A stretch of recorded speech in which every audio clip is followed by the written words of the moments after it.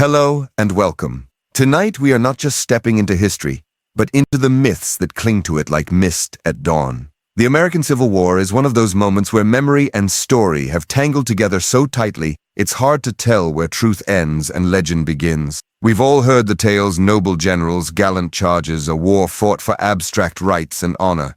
But beneath the stories we were told lies a different war. A war fought in shadows and in fields that remembered every drop of blood. These myths, repeated in classrooms and coffee table conversations, sometimes bring comfort, sometimes confusion. But if we listen closely, if we strip away the illusions, we find a truer, more human civil war. Tonight, let's wander into those myths, not with the loudness of cannons, but with the quiet of reflection. History to drift off to, but not to forget. The Civil War begins in whispers and cannon fire. It begins in debates shouted in Congress, in pamphlets scattered in marketplaces, in arguments over what freedom means and who it belongs to. On the rolling farmlands of Virginia, in the quiet hills of Tennessee, families woke up to the rumble of armies marching across soil that had once been only farmland, only pasture. Fields that once smelled of hay and harvest soon carried the smoke of muskets, the sulfur of gunpowder. These fields would remember far longer than the men who fought upon them. We are often told the Civil War began because of states' rights. That phrase has been polished and repeated like a coin passed from hand to hand until it feels like truth. But the heart of the war was slavery. The right being defended most fiercely was the right to own human beings. To call it only a question of sovereignty is to smooth the sharp edges of history, to trade blood and chains for abstractions. The states that seceded declared it openly. Their new confederacy was built upon what they called the natural inequality of races. And yet, generations later, many would remember it differently. Memory reshaped to soothe, to excuse, to make the war seem less cruel, less about bondage. Picture the nation in 1861, not neatly divided north against south like two armies on a chessboard. It was far messier. Border states split families down the middle. Some households sent a son to the Union and another to the Confederacy. Not every Southerner wanted secession. Not every Northerner cared about slavery. The neat, clean lines we draw today would have looked blurred and jagged then. A country at war with itself, but also within itself. Young men marched, yes, but not always with the shining eagerness of legend. Songs and drums gave the illusion of bravery, yet many walked with dread in their stomachs. Some joined for pay, some were pushed by neighbors, some hoped it would all be over before their boots wore out. The myth tells us they went joyfully, flags waving. The reality is they went anxiously, sometimes unwillingly, sometimes in fear. Their letters home often spoke not of glory but of hunger, sickness, the endless waiting between battles. And over it all loomed the figure of Abraham Lincoln. In the myth, he strides as the great liberator, the saint of abolition from the very first shot. But in truth, Lincoln's early goal was not the end of slavery, it was the preservation of the Union. He tread carefully, weighing politics, public opinion, and the loyalty of border states. Emancipation came not in the first breath of war, but when it became both a moral and military necessity. Lincoln grew into the role history gave him, but he did not begin, as the myth suggests. He was a man who balanced, hesitated, then moved forward when the weight of the nation demanded it. On the other side, myths bloomed in defeat. The Confederacy, long after its surrender, reshaped its cause into one of noble resistance. The lost cause narrative painted Confederate leaders as chivalrous knights and their struggle as one for honor and tradition. Slavery faded from the story, replaced with talk of defending liberty. Yet the documents of the Confederacy tell no such tale. They spoke of slavery openly, proudly, as the foundation of their new nation. But myths are stubborn. They let people remember pain without its source. They soften defeat into poetry. Think of the raid at Harper's Ferry just before the war. John Brown storming an armory with visions of sparking an uprising. The myth says he was either a madman or a lone fanatic. The truth is more complicated. His raid terrified the South and electrified the North. A small band of men quickly defeated, but their act rang louder than the cannon of the moment, a tremor before the earthquake. History often grows out of these small sparks, magnified in the retelling. While men fought on the front lines, women fought their own battles in shadows. The myth reduces them to nurses and homemakers, keeping the hearth warm for husbands and sons. The reality is broader. Women disguised themselves as soldiers, carried secret messages, smuggled supplies, spied from within enemy camps. Enslaved women, when Union forces drew near, seized their chance at freedom, carrying children through danger to escape. The war was not only fought in trenches and open fields, but in kitchens, parlors, and hidden rooms. At the start, many thought the war would be short. A quick campaign, a glorious victory, perhaps even finished in 90 days. Men signed up expecting parades, not years of hardship. Bull Run shattered that illusion. Spectators who had come to watch a neat skirmish fled in panic as the battle raged longer and bloodier than anyone expected. From that moment on, the war revealed its true face, not neat, not quick, not glorious. The Confederacy leaned on its belief in King Cotton. The myth claimed Europe would be forced to intervene, to save the South for the sake of its cotton supply. Yet Europe found other sources. Diplomacy faltered, trade routes shifted, and the South discovered too late that the world could move on without it. Confidence gave way to desperation. The enslaved are too often pictured as passive, waiting patiently for freedom to arrive. But the reality is they took it into their own hands whenever possible. They fled plantations, guided Union troops, passed intelligence, joined the army when allowed. Freedom was not simply granted, it was grasped, fought for, lived into being. Gettysburg looms as the great turning point in myth, as if the war hinged on 3 July days alone. While it was crucial, the truth is more layered. Vicksburg, Chattanooga, Sherman's March, all these carried weight. To crown a single battle as the fulcrum of the entire war is to oversimplify what was a long, grinding contest. History loves symbols, but the war was too vast for a single one. And then Sherman's March, told in Southern lore as an orgy of destruction, villages burned without thought, cruelty for cruelty's sake. The truth is harder. Sherman's hard war was deliberate, meant to shatter the South's will to resist by targeting its infrastructure, not its civilians. Fields, railroads, and supplies were destroyed, but the aim was calculated, not blind vengeance, but a grim arithmetic of war. At Appomattox, we picture a neat ending, Grant and Lee, one gentleman surrendering to another, a handshake that closes the book. But wars do not end so cleanly. Fighting continued elsewhere. Violence simmered in communities long after the ink dried. The neat image of Appomattox comforts us, but it was not the true finale.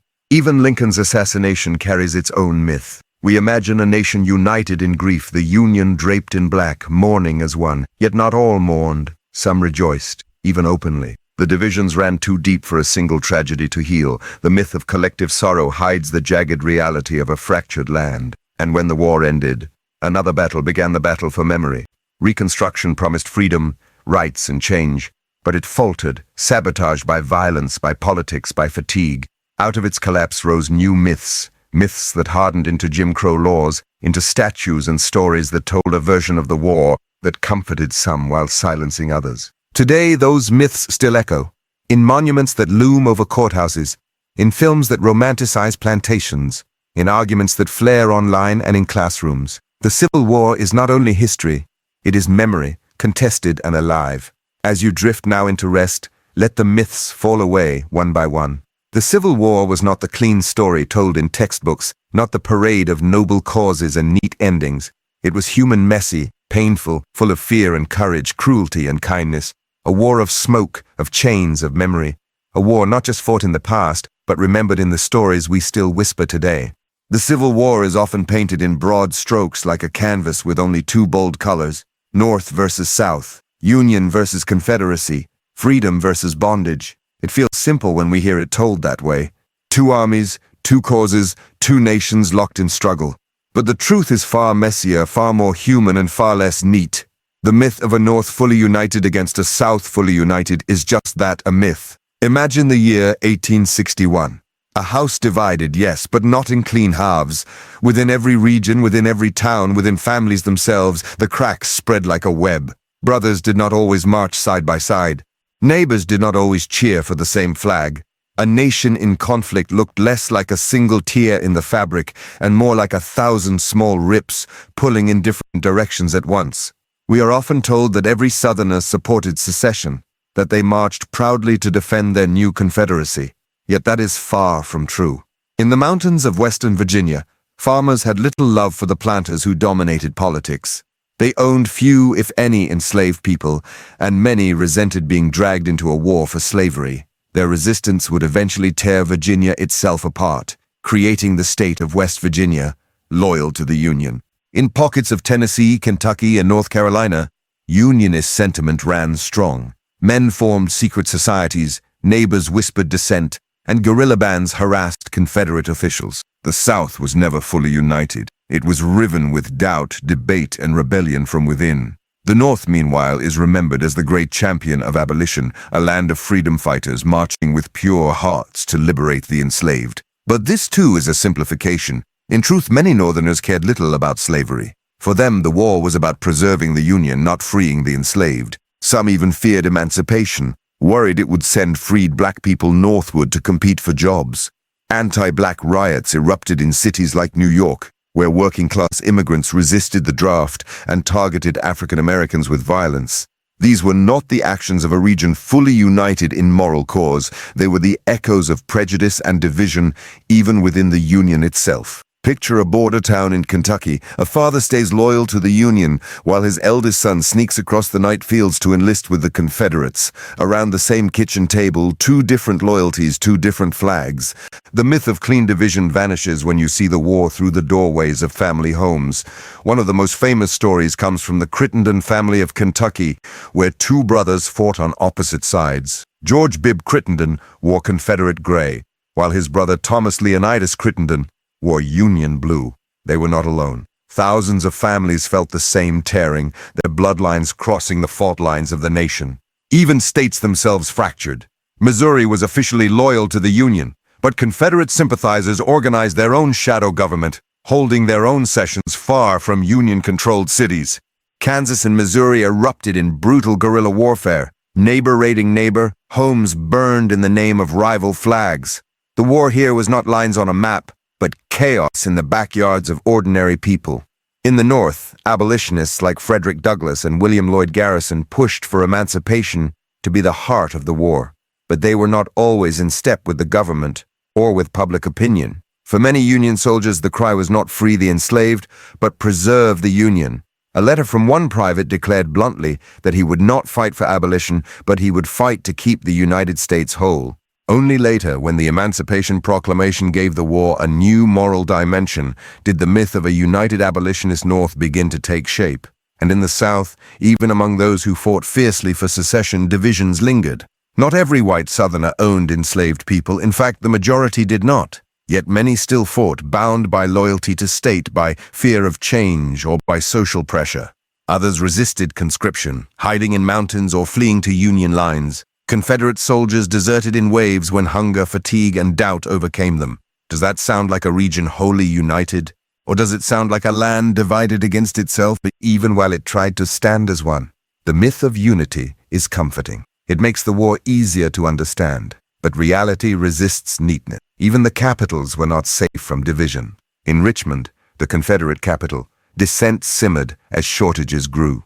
In Washington, the Union capital, politicians clashed bitterly over how far to go, how fast to move. Everywhere, cracks in the facade. We imagine armies lined up in tidy blocks, but the truth is, they were made of men who carried doubts, fears, and disagreements into every camp. Around the campfires, Union soldiers argued about emancipation, some cheering it, others grumbling. Confederate soldiers muttered about conscription laws that favored the wealthy, mocking the saying, "A rich man's war, but a poor man's fight." These fractures tell us more than the myth ever could. The war was not fought by faceless masses marching under a single cause. It was fought by individuals, often uncertain of what they were truly fighting for. Some joined out of conviction, others out of necessity. Some stayed loyal to family, others to ideology. When you look closely, the war reveals itself as not just a struggle between two regions, but a struggle within hearts, households, and communities. Think of the quiet towns where divisions cut deepest. Churches split their congregations. Local newspapers carried dueling editorials. Markets turned into battlefields of opinion long before muskets fired. A man could not sell his produce or buy cloth without the shadow of politics shaping every exchange. Even enslaved people, the very heart of the conflict, lived within this web of division. They knew the Union might mean freedom, but they also knew not every Northerner welcomed them. They weighed the risks of escape, of betrayal, of the dangers that came with seizing freedom for themselves.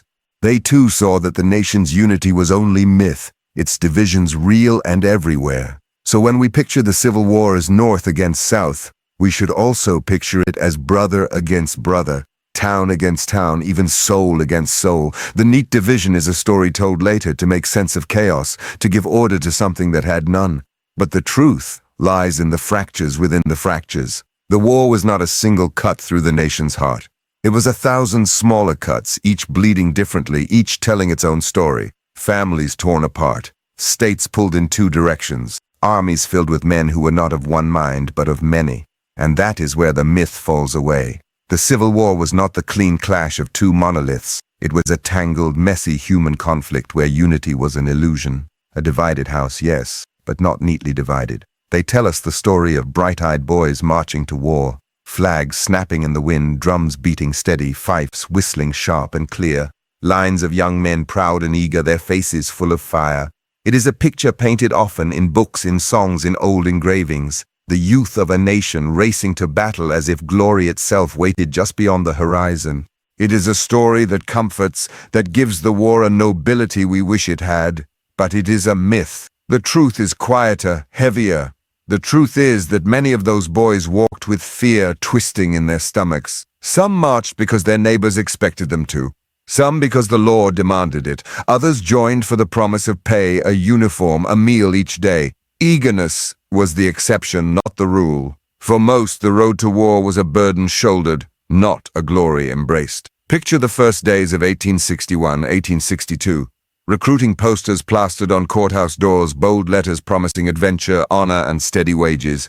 Men gathered in town squares, some swept along by speeches, others pressed by family, by community, by the unspoken weight of shame if they refused. A young farmer might not dream of battle, but when his friends signed up, how could he stay behind? Better to march with fear than live branded a coward. The drums beat, yes, the fifes sang, but their sound covered over the tremor in many hearts. When the bands fell silent, when the shouting crowds went home, the quiet of the night revealed the truth. In letters back home, soldiers confessed to mothers and sweethearts the dread they carried. One Union private wrote simply, "I fear I will not come back, and I did not want to go, but I could not stay." The myth tells us they longed for glory. The reality is they longed for home. In the South, boys as young as 16 marched in gray, many with no real grasp of what lay ahead. Some thought the war would be short, a grand adventure over before the harvest. They brought with them innocence, bravado, and songs. But once camp life set in, the glamour faded quickly. Mud, disease, hunger, the true companions of a soldier. One Confederate letter home admitted, "I wish I had never come. There is no glory here, only misery." In the North, immigrants filled the ranks, Irish, German men who had fled hardship only to find themselves pressed into a new struggle. For them, enlistment was often a calculation. Wages were promised, sometimes even bounties, money enough to feed a family. Some joined willingly, others joined because the draft left them no choice. In New York, resistance boiled over in riots, where men shouted that they would not fight a war for causes they did not believe in. And yet, in paintings and photographs, we still see them as eager volunteers. Young men staring into the camera, uniforms still crisp, weapons polished, their faces not yet marked by mud or fear. We see them frozen in that moment and assume they were ready, willing, fearless. But the camera cannot show us the thoughts behind the eyes, the trembling hands, the questions that haunted them. The images preserve only the shell of myth. Consider the silence after the parades. Families waved goodbye in town squares, mothers pressing handkerchiefs into their sons' hands, wives holding babies aloft for one last kiss. Then the train pulled away. The cheers grew faint, and the soldiers were left alone with their doubts. Glory was for the speeches, fear was for the night. It is easy to imagine that these young men fought out of burning conviction, but conviction was rare. Some fought for country, yes, some for freedom, some for the preservation of a way of life, but many fought simply because they could not avoid it, because the weight of expectation, of law, of hunger, left no other path. Their courage lay not in eagerness, but in enduring a duty they never asked for. The silence of fear is not often told, yet it is everywhere in the record. Soldiers deserting in droves when the chance appeared. Men who enlisted then fled, unable to bear the reality. Prisoners captured who confessed they had no stomach for war. These voices rarely make it into the myth, but they whisper through diaries and letters. They remind us that fear was not weakness, it was human. Still, the drums kept beating. The fifes kept playing. They covered the silence of doubt because nations at war cannot admit fragility. They need the myth of eager volunteers, brave and unflinching. They need to believe that the young men wanted this, that they embraced sacrifice. But the boys themselves told another story, a story of endurance, of longing for home, of praying the war would end quickly. And in the end, courage was not in the eagerness, it was in the going, in the marching forward even with fear in the belly, in writing letters home admitting the dread yet still standing in line the next day. The myth of glory hides the greater truth that the real courage was quieter.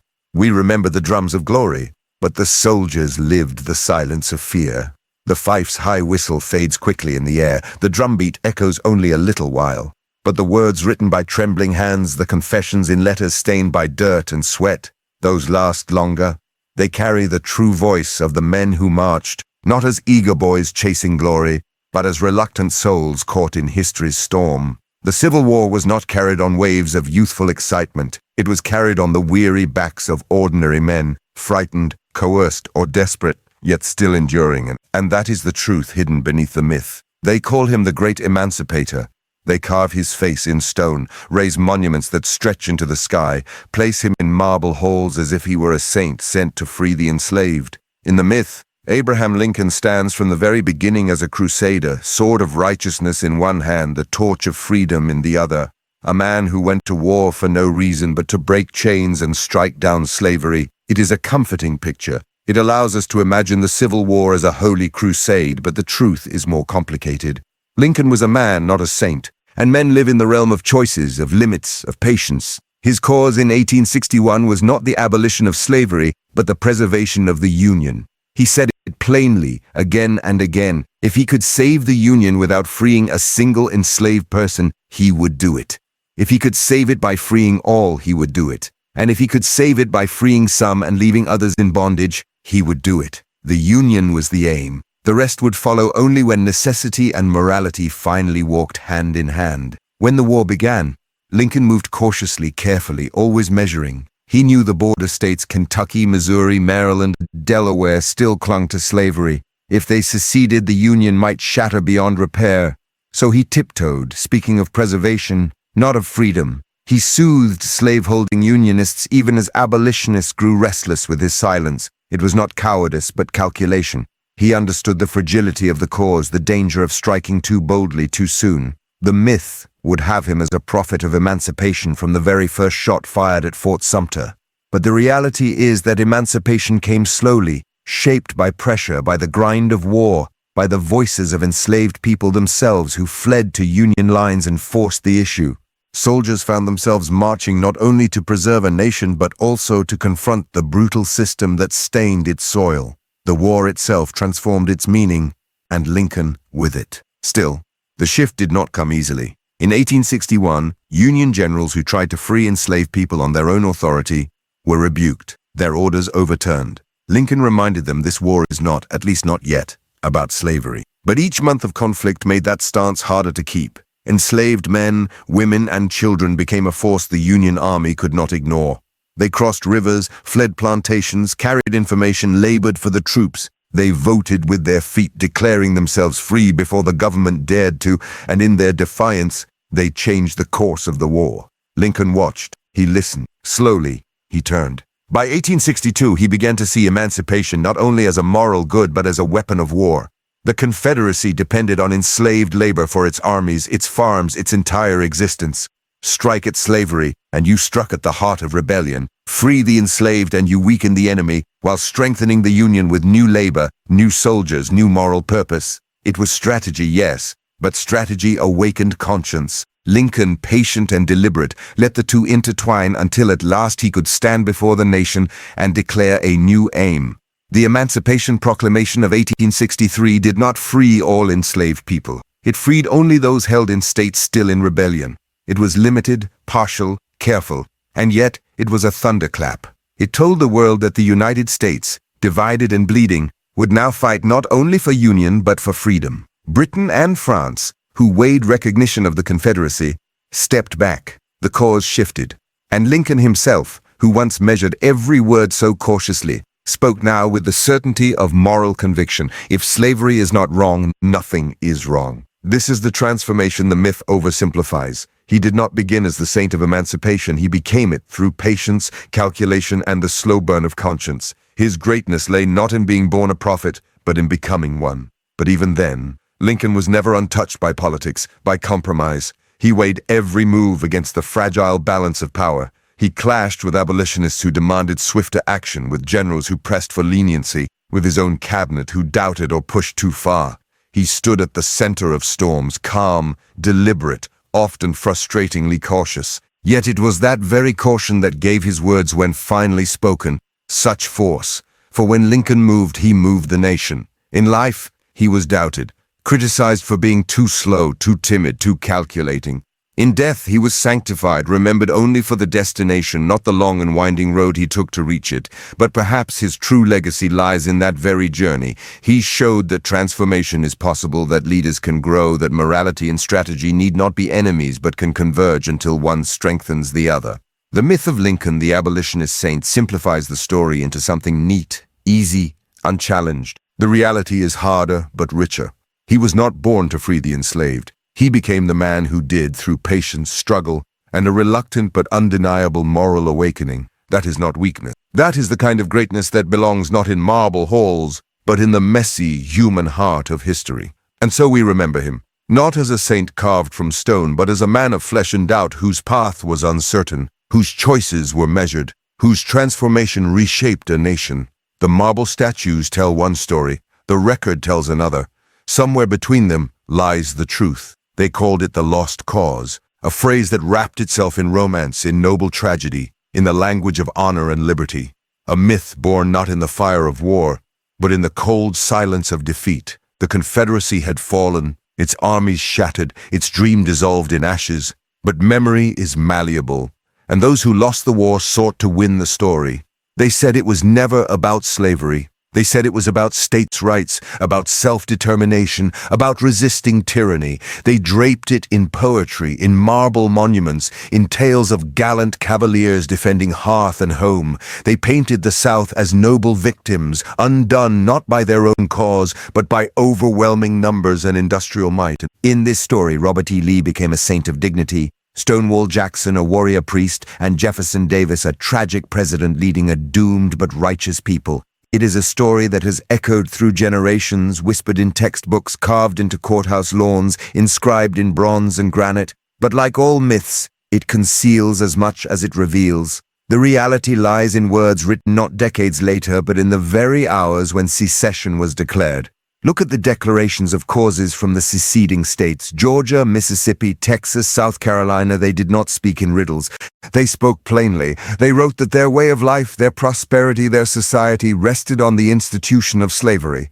Mississippi declared, "Our position is thoroughly identified with the institution of slavery, the greatest material interest of the world." Texas declared that the North's hostility to slavery threatened their existence. South Carolina railed against states that refused to enforce the fugitive slave law. These were not whispers, these were cornerstones. And indeed, one Confederate leader, Alexander Stephens, said it outright. In his cornerstone speech of 1861, he declared that the Confederacy was founded upon the great truth that the Negro is not equal to the white man, that slavery's subordination to the superior race is his natural and normal condition. There it is, not myth, not afterthought, but proclamation. The Confederacy was built on slavery. But when the cannons fell silent and the Confederacy lay broken, its defenders began to reshape the story. Defeat demanded dignity, and so the myth of the noble cause was born. They spoke less of slavery and more of valor. They turned battlefield losses into tales of gallant resistance, noble against impossible odds.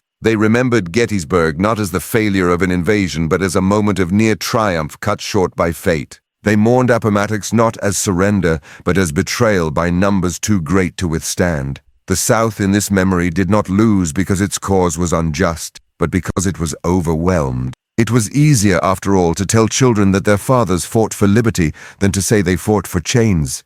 Easier to build statues to generals than to remember the millions enslaved. Easier to veil the truth in gray uniforms and battle flags than to confront the horror of human bondage. And so, the myth took root. The Lost Cause narrative spread through women's organizations like the United Daughters of the Confederacy, who placed monuments in town squares and rewrote schoolbooks to soften the war. They emphasized Southern gentility, plantations as idols, slavery as benign. They spoke of loyalty, of happy servants, of a world of harmony undone by outside aggression. It was fiction crafted deliberately, a shield for pride, a salve for loss. But memory has power. This reshaped past was not just nostalgia. It became political.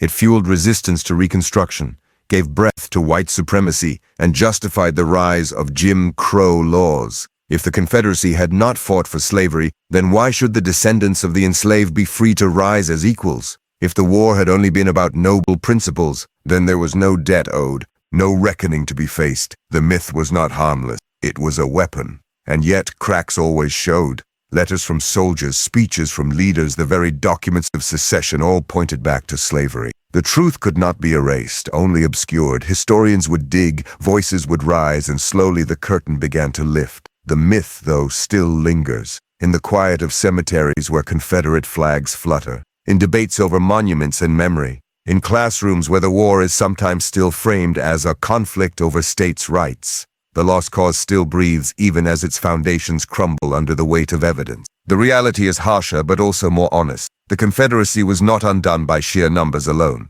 It was undone because it fought to preserve an institution that the world was slowly abandoning. It was undone because it built itself on chains, and no nation built on bondage can last. The men who fought for it were not all monsters. Many were poor, many misled, many carried by duty or fear. But the cause itself was clear, written in ink long before the first shot was fired. To see the Confederacy as a noble struggle is to see only half the picture, to see its banners without its chains, its generals without its plantations, its soldiers without the enslaved who tilled their fields and bled for their armies. To confront the truth is to see the whole, to recognize that behind the marble monument stands a shadow of human bondage, of auction blocks, of fields where labor was wrung from flesh and blood. And yet perhaps there is a nobility worth remembering, not in the cause of the Confederacy, but in the courage of those who resisted it. In the enslaved who fled, who fought, who prayed for freedom. In the Union soldiers who came to see that preserving the nation required destroying slavery. In the generations who worked to tear down the lies of the lost cause and speak the truth, even when it was unpopular. That is the nobility worth passing on. The myth of the noble Confederacy is comforting but false. The reality is harsher, but it is the reality that heals. Myths may soothe defeat, but truth builds a future. The lost cause will always whisper in stone statues and in stories handed down, but history remembers differently. It remembers the words written in 1861, the documents of secession, the speeches that named slavery as the cornerstone. It remembers the chains, not the marble, the plantations, not the poetry, the human suffering that no flag, no statue, no myth can ever erase. The Confederacy fought not for an abstract dream of liberty, but for the concrete reality of bondage. To veil that truth is to veil the cries of millions. To face it is to honor them. And so the myth falls away, and what remains is the truth, bitter, undeniable, but necessary. A cause cannot be noble if it is built on chains. The night was quiet in the Virginia town of Harper's Ferry. The Potomac and Shenandoah rivers cut through the hills, their waters whispering against the stone. But in October of 1859, the quiet was broken. Men moved in the shadows, carrying weapons, carrying conviction. At their head was a gaunt figure with piercing eyes, a man who believed God had sent him to strike a blow so great that the nation could not ignore it. His name was John Brown. The myth says he was a madman, a wild zealot, reckless and doomed, whose raid was nothing more than a spark that fizzled in the night. A fringe act, irrelevant, swept away in days. That is how many wish to remember it, a curiosity, a sideshow, not a sign of what was to come. But the reality is different. That spark lit dry tinder, that raid sent fear into southern homes and awe, even reverence, into northern churches. It did not end slavery, but it ended illusions. Brown's plan was simple in vision, impossible in execution. He would seize the federal armory at Harper's Ferry, capture its weapons, and rally enslaved men and women to rise against their masters. A war within the war, a revolution of the enslaved. It was bold, it was desperate, it was doomed. Brown and his men held the arsenal for only a short while before U.S. Marines under Robert E. Lee stormed the town. Shots rang out, blood spilled on cobblestones. Brown was captured, his sons dead, his dream shattered. But though his body was shackled, his words were not. In the courtroom, he spoke with the fire of a prophet. He declared that he had come to free the enslaved, that he had acted not in madness but in justice, and when the sentence was handed down, death by hanging, he did not waver. On the morning of December 2nd, 1859, John Brown climbed the gallows. His eyes calm, his voice steady, he left behind a final prophecy, that the crimes of this guilty land could not be purged but with blood. To the South, this was terror. If one man with a handful of followers could seize a town and strike such fear, what could thousands do? What if the enslaved rose by the tens of thousands? Panic spread, slave patrols doubled, talk of disunion grew louder. Brown was seen not as a lone fanatic, but as the embodiment of Northern aggression, a sign that the North would stop at nothing to destroy their way of life. He became a monster in Southern imagination, proof that slavery's critics were dangerous revolutionaries, not patient reformers. To the North, however, Brown's story was more complicated. Some dismissed him as reckless, others whispered admiration. In churches, his name was spoken with reverence. Ralph Waldo Emerson called him a saint, comparing his gallows to a cross. The song that would become the Union's anthem, "John Brown's Body Lies a-Mouldering in the Grave," began as a hymn of defiance, carrying his memory into the marching ranks of soldiers just 2 years later. The myth reduces his raid to nothing, a failure, a blunder, a footnote. The reality is that it was an earthquake beneath the surface of a fragile nation. Brown had forced the issue into the open. No longer could Americans pretend that compromise might endure forever. The line between slavery and freedom was sharpening, and Harper's Ferry carved it deeper still. In the South, fear grew into fury. Secessionists pointed to Harper's Ferry as proof that the Union could not protect them, that abolition meant invasion, that slavery's enemies would stop at nothing. Moderates who once counseled patience grew harder, angrier, more resolved. And in the North, abolitionists who once spoke in abstractions now had a martyr. Brown's blood became seed. His hanging became a sermon preached across the land. Was he a madman? Certainly, his raid was doomed. His plan was flawed. He misjudged the speed with which enslaved men and women could rise, the strength of local resistance, the power of the federal response. But to call him mad is to dismiss his clarity of purpose. He saw what others would not admit, that slavery would not die quietly, that it would not be debated away, that only violence could uproot it. In this, he was both wrong in method and chillingly right in prophecy. Brown's shadow stretched beyond his death. When the first shots were fired at Fort Sumter in 1861, Southerners cried that this was John Brown's legacy. When Union soldiers marched into battle, they sang of him, their voices carrying his name across fields and valleys. His raid, though small in scale, had grown in meaning. It was no longer just a failed uprising in a small town. It was a symbol, a wound, a warning. The story of Harper's Ferry is not tidy.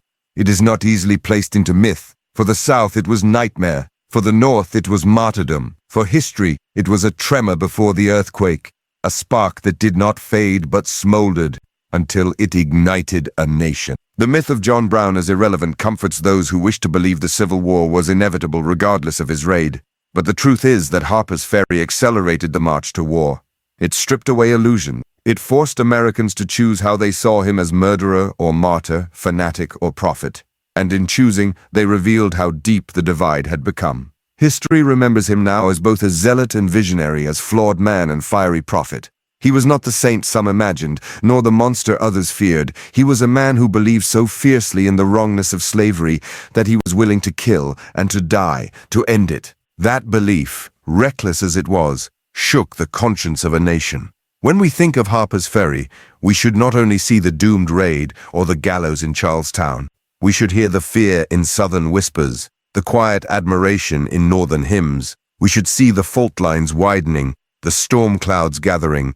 We should remember that sometimes a single act, even a failed one, can change the course of a nation's destiny. John Brown's raid was not madness alone. It was prophecy, however bloody, however imperfect. A prophecy fulfilled in the years that followed, when the nation drowned in the very blood he foretold. Harper's Ferry was not the war itself, but it was the echo before the cannon, the spark before the fire. They tell us the Civil War was a man's war. They tell us women waited at home, stitched uniforms, tended fires, prayed for safe returns. They tell us their roles were small, quiet, hidden in the shadows. But that is myth. The truth is that women were everywhere in this war. In shadows, in fields, in hospitals, in disguise. Some carried bandages, some carried secrets, some carried rifles under men's clothing.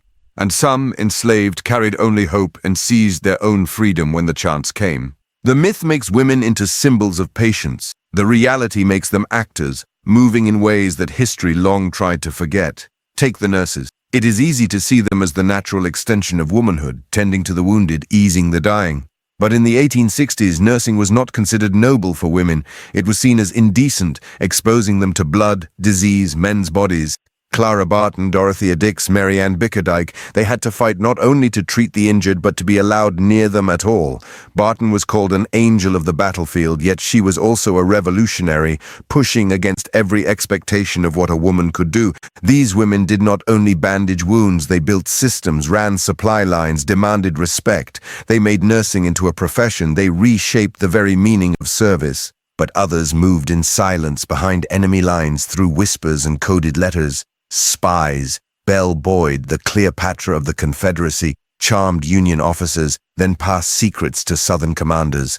Rose O'Neal Greenhow, a Washington socialite, ran a web of espionage that reached into the heart of the Union capital.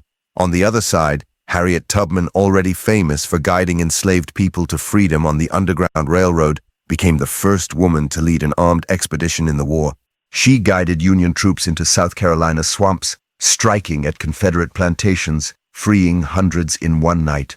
These women were not waiting. They were acting, daring, reshaping the war itself. And some took on roles even bolder.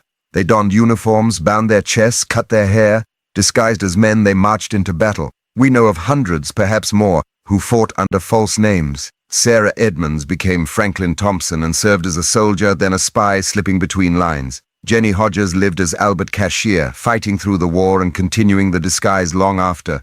They risked exposure, humiliation, even death if discovered, yet they carried muskets, dug trenches, bled alongside men.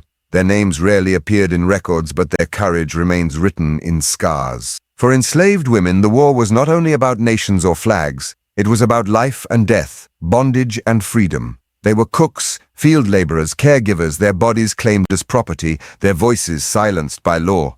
But when Union lines drew near, enslaved women turned war into liberation.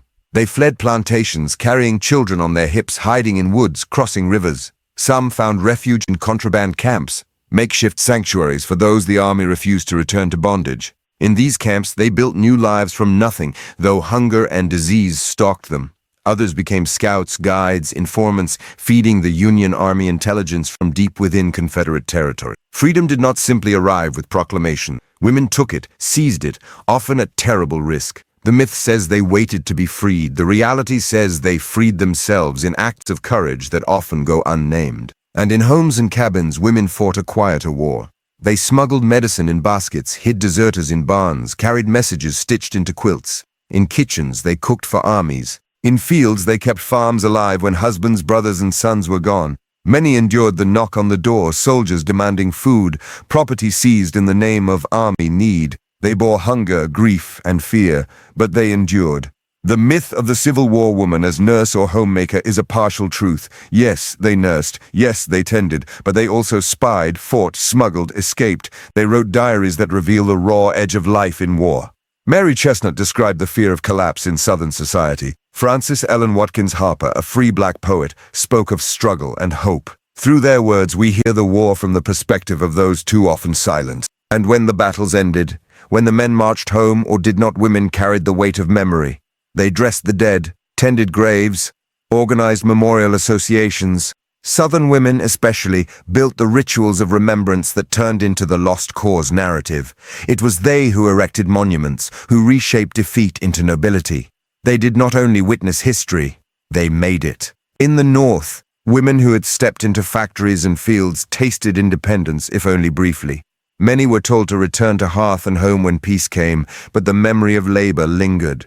For black women, the war opened fragile doors to freedom, though Reconstruction and its betrayals would test that promise bitterly. For all, the war redrew boundaries of possibility, however imperfectly. To speak only of women as nurses or homemakers is to see shadows on the wall. The reality is deeper. It is women slipping through enemy lines at night, women holding rifles in muddy fields, women guiding the enslaved to freedom, women pulling plows when the men were gone. It is women in chains who broke those chains, women who stitched not just uniforms but coded maps, women who buried sons and still stood tall. The Civil War was fought in cannon smoke and cavalry charges, but it was also fought in kitchens, cabins, and camps, in letters smuggled beneath skirts, in footsteps across rivers, in the quiet courage of those who refused to be invisible. Women were not supporting caste. They were part of the story itself, spies, smugglers, soldiers, seekers of freedom. The myth makes them background. The truth brings them forward. And once you see them, you cannot unsee them. They were not only in shadows, they were the shadows that moved the war itself. When the first drums rolled through the towns and cities of 1861, the air was thick with excitement. Boys hurried to enlist, convinced they would be home by Christmas. Families waved flags, cheered from sidewalks, pressed flowers into the hands of departing soldiers.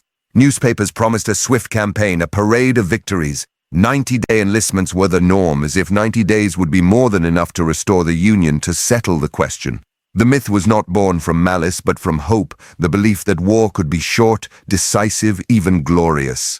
But history teaches differently.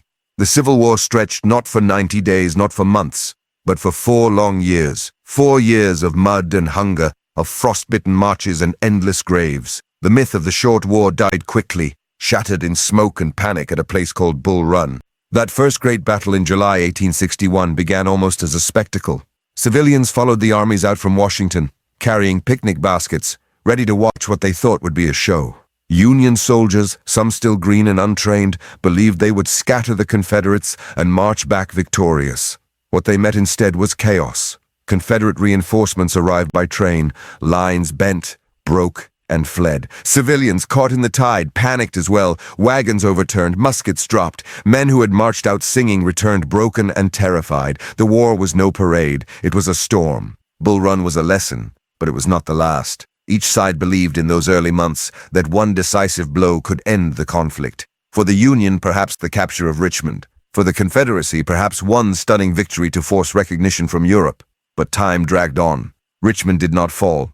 Foreign powers watched, but did not intervene. Battles bled into more battles, and soon both sides learned that this was not a war of days, but of years. The myth of glory also faded. For those who imagined uniforms spotless, banners waving, drums beating, the reality was mud-soaked boots, lice crawling in seams, and bodies strewn across fields.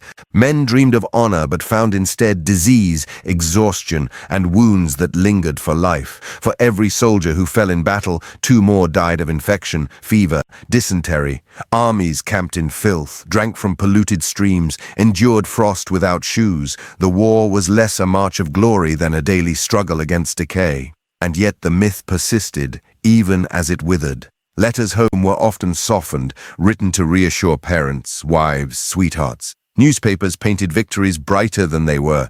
Recruitment posters still promised duty and honor. But those who had marched once with eagerness now knew better. The reality settled heavy on their shoulders. This would be long, and it would be terrible. Think of Antietam, in 1862, America's bloodiest single day. More than 20,000 killed or wounded in a matter of hours. Think of Gettysburg in 1863, where 3 days left the fields of Pennsylvania carpeted with the fallen. Think of Petersburg, where men dug trenches and faced one another across months of siege, the land itself scarred into wastelands. These were not quick strikes. They were grinding, relentless, measured not in miles gained but in lives lost. The illusion of glory faded most cruelly in the faces of the wounded. Men returned home missing limbs, their bodies broken. Prosthetic limbs became an industry. Families cared for sons who would never walk again. Women greeted husbands they barely recognized, their youthful bravado replaced by eyes haunted and hollow. For many, the war never truly ended. Its shadow followed them in nightmares, in pain, in memories they could not speak. The myth of the short, glorious war was not unique to America. In almost every conflict, nations tell themselves it will be quick, that it will be easy, that sacrifice will be light. But the Civil War exposed the depth of that lie with particular cruelty. It took boys who thought of parades and turned them into men who dug graves for their friends. It took families who waved flags at departure and left them with folded ones at funerals. And still, even in its length, the war reshaped the nation. It broke illusions not only about war, but about freedom, about unity, about what the country was willing to endure. The 4 years of suffering forced Americans to reckon with questions that 90 days could never have answered. What was the Union worth? What was freedom worth? How much blood could a nation spill and still stand? In the end, the war lasted not 90 days, but more than 1,400. From Sumter to Appomattox, from the first shots fired at dawn to the last paroles signed under a weary April sun, it consumed an entire generation, leaving behind scars too deep for parades to cover. The myth of the short, glorious war comforts the imagination, but the truth is sobering. The Civil War was not swift, it was not clean, it was not glorious. It was long, grinding, merciless, and yet in its suffering it reshaped the nation's soul. The boys who enlisted for a summer of adventure instead lived through years that aged them beyond recognition. The families who thought they would see their sons by Christmas instead counted the years in empty chairs. The war promised parades. What it delivered was endurance and a lesson written in blood that glory is a word easily spoken, but rarely lived. The Confederacy rose not only with cannons and muskets, but with confidence of faith not just in battlefield skill, but in the strength of its greatest crop, cotton. White fibers that stretched across endless southern fields, tended by enslaved hands under an unrelenting sun. Bales shipped downriver, loaded onto steamers bound for distant ports. To Southerners in 1861, cotton was more than a commodity. It was a weapon. It was their ticket to recognition, to survival, perhaps even to victory. They called it King Cotton, a king they believed would never bow. The logic seemed simple. Britain's mills ran on southern cotton. France clothed its people with southern fibers. Without the South, Europe's factories would go silent, its workers idle, its economy strained. Surely the great powers would not allow their looms to stop. Surely they would break the Union blockade, recognize the Confederacy, perhaps even march to its aid. This was the myth of economic invincibility that cotton ruled the world, and through it, the Confederacy ruled too. But myths rarely survive contact with reality. At first, the South believed its plan was working. Planters boasted that no power on earth dares to make war upon cotton. Cotton is king. Confederate leaders counted on Britain and France, whose elites had long traded with Southern merchants, to defend their lifeline. Jefferson Davis and his cabinet spoke confidently of foreign recognition as inevitable. Cotton, they insisted, would bring Europe to their side as surely as muskets would bring victory in the field. The Confederacy even took bold steps to make this vision real. Southern ports reduced exports early in the war, intentionally starving Europe of cotton. It was an act of economic brinkmanship, a gamble that shortages would force Britain and France to act. Southern leaders imagined European ambassadors knocking on Washington's door, demanding the blockade be lifted, threatening intervention if it was not. But the world did not bend so easily. Britain, though its mills did suffer, proved far more resourceful than the South expected. Warehouses had stockpiled cotton in the years before war. India and Egypt began to expand their production, supplying British factories with new sources. Though workers in Lancashire endured what became known as the cotton famine, Britain chose to endure hardship rather than plunge into a war alongside slavery. The mills slowed, but the empire adapted. France, too, sympathized in certain circles but stopped short of alliance. Emperor Napoleon III eyed opportunity, but he also weighed the cost, and the cost was too high. Without Britain's partnership, France alone would not risk intervention. The Confederacy miscalculated not only Europe's resolve, but its morality. For decades, abolitionist voices had grown louder in Britain. Public opinion recoiled at the thought of defending a slave power. The South imagined that cotton was enough, but Britain's people saw something else: chains, auctions, human suffering woven into every bale.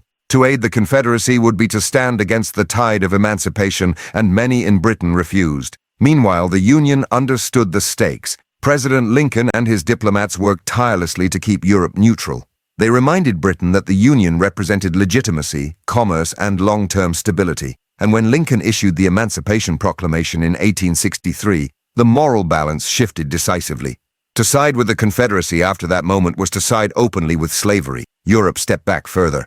King Cotton found itself dethroned. The Confederacy's gamble left it strangled. The Union blockade, weak at first, tightened year after year. Ships that once carried cotton out now rusted in port. Planters watched bales pile up unused, fortunes locked away behind Union guns. The South's very strategy backfired. What was meant to pressure Europe instead starved the Confederacy of revenue. Without cotton exports, Southern finances collapsed. Inflation soared. Confederate paper money became nearly worthless. For ordinary Southerners, the myth of economic invincibility turned to hunger. Bread riots broke out in Richmond as women demanded food. Families who once lived in comfort found themselves scraping for scraps, trading what little they had for salt, for shoes, for medicine. Soldiers at the front went without, their pay meaningless, their families starving at home. Cannons might roar on the battlefield, but behind them, the economy crumbled into dust. King Cotton diplomacy was supposed to bring friends. Instead, it brought isolation. No great power recognized the Confederacy. No navy sailed to break the blockade. Instead, Europe adapted and the South withered. And yet, even as the strategy failed, the myth lingered. Confederate leaders spoke of Cotton's power long after the evidence was clear. Planters still believed their crop gave them leverage, that one more shipment, one more negotiation, could turn the tide. It was a desperate faith, born of pride and denial clung to as the war dragged on. The reality was harsher. Cotton was not invincible. The world was not bound to the South alone. Economies shifted, politics intervened, and the Confederacy's one great card turned to ash in its hand. Consider the irony. The very system that produced cotton slavery was what repelled European allies. The South tied its fate to a crop, but that crop was bound to chains, and the world was beginning to reject them. Cotton could no longer command loyalty as it once had. By the war's end, cotton fields still stretched across the South, but they were no longer a symbol of invincibility. They were fields of ruin, dotted with makeshift graves, overgrown where men had left to fight. Cotton could not buy food, cotton could not win allies, cotton could not stop the advance of Union armies. The Confederacy entered the war convinced of its economic power. It ended the war impoverished, blockaded, its grand gamble failed. The myth of King Cotton, so loudly proclaimed, had been exposed as hollow. History is full of such illusions, the belief that one resource, one strategy, one ally will ensure victory. For the South it was cotton, for others it has been oil or gold or grain. But wars are not won by crops alone. They are won by endurance, by alliances, by the ability to adapt when the world shifts. The Civil War revealed the danger of placing faith in a single pillar. The Confederacy believed King Cotton would hold up its house. Instead, that house collapsed, its foundation eaten away by blockade, by diplomacy, by the stubborn independence of a world that refused to be ruled by fibers of white. The cannons roared, the cotton fields whispered, and while the South bled, the world moved on. The American Civil War is often remembered in one haunting phrase, brother against brother. It is a line repeated in textbooks, etched into monuments, whispered in stories passed down through generations. A nation split in two, imagined as a single household breaking apart at the dinner table. Brother taking up arms against brother, father against son, families divided by battle lines as much as by bloodlines. It is a powerful image. It has the weight of tragedy and the sting of intimacy.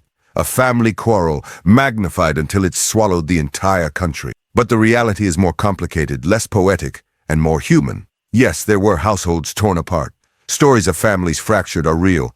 Border states like Kentucky, Missouri, and Maryland often became battlegrounds, not just for armies, but for loyalty. One son might ride off in Union blue, another in Confederate gray. Neighbors who had once shared tools, meals, and church pews suddenly found themselves on opposite sides of picket lines. Letters between relatives bristled with accusations or fell silent altogether. But not every home was divided. Not every family saw brothers march away as enemies. Many households were firmly Unionist or firmly Confederate, with little room for debate. The myth of brother against brother endures not because it was universal, but because it was dramatic. It captured in a single phrase the tragedy of civil war, that it turns community against itself. Consider the case of Kentucky, a state that called itself neutral at the beginning but could not remain so. In towns across the bluegrass state, families split down the middle. The Crittenden family is perhaps the most famous example. One son, Thomas Crittenden, became a Union general. His brother George Crittenden wore Confederate gray. Their father, a Kentucky senator, agonized as his children fought under opposing banners. Theirs was a literal embodiment of the myth. But for every Crittenden, there were countless families whose sons marched off together on the same side, united in conviction, whether right or wrong. The trope of brothers in arms and brothers in conflict was fueled not only by real stories, but by the nation's hunger for meaning. After the war, writers and speakers sought ways to describe the conflict's intimacy, to capture the heartbreak of a war fought not across oceans, but across rivers, farms, and streets. The metaphor of divided families became shorthand for the divided nation. It is worth remembering that the war was not evenly balanced in every region. In the Deep South, most households were Confederate in sympathy, and in New England, most were Unionist. The myth flourished most in borderlands, where the line between blue and gray ran not only across maps, but across dinner tables. Missouri, with its bloody guerrilla warfare, saw towns terrorized by neighbors turned raiders. In Tennessee, families faced suspicion from both sides, forced to prove loyalty at gunpoint. These were the places where brother against brother was most often lived. But even in homes where loyalties aligned, the war strained bonds. Letters reveal sons hiding the horrors of battle from their mothers, or fathers writing in anger at the choices of distant kin. Families scattered by enlistment and displacement, sometimes never reunited. The war fractured not only through politics, but through absence, silence, and grief. The myth also obscures the experiences of those who had no choice in the matter, enslaved families. For them, the war meant not just political division, but the possibility of freedom. Husbands and wives were sold apart, children taken from parents long before the first shots at Fort Sumter. The war's upheaval created both reunion and permanent separation. Enslaved men who escaped to Union lines sometimes never saw their families again, while others finally tasted reunion after years of bondage. For them, the war was not simply brother against brother, but an unending struggle to hold families together against the violence of slavery itself. The story of brother against brother also served another purpose after the guns fell silent. It became a tool of reconciliation. By framing the war as a tragic family quarrel rather than a fight over slavery, Americans could imagine themselves as one household, bruised but healing. The image softened the war's sharper edges, turning it from a struggle over human bondage into a story of sibling rivalry, a story that, with time, could be forgiven. This was comforting, but it was also misleading. To say it was merely brother against brother is to erase the central conflict of slavery, the deep political chasm, the structures of power that tore the nation apart. It reduces a vast, complex struggle to a single household squabble. It suggests inevitability rather than choice, and it risks making the war seem smaller than it was, when in truth it was the greatest rupture in the nation's history. Still, there is truth in the image. Civil wars are always intimate.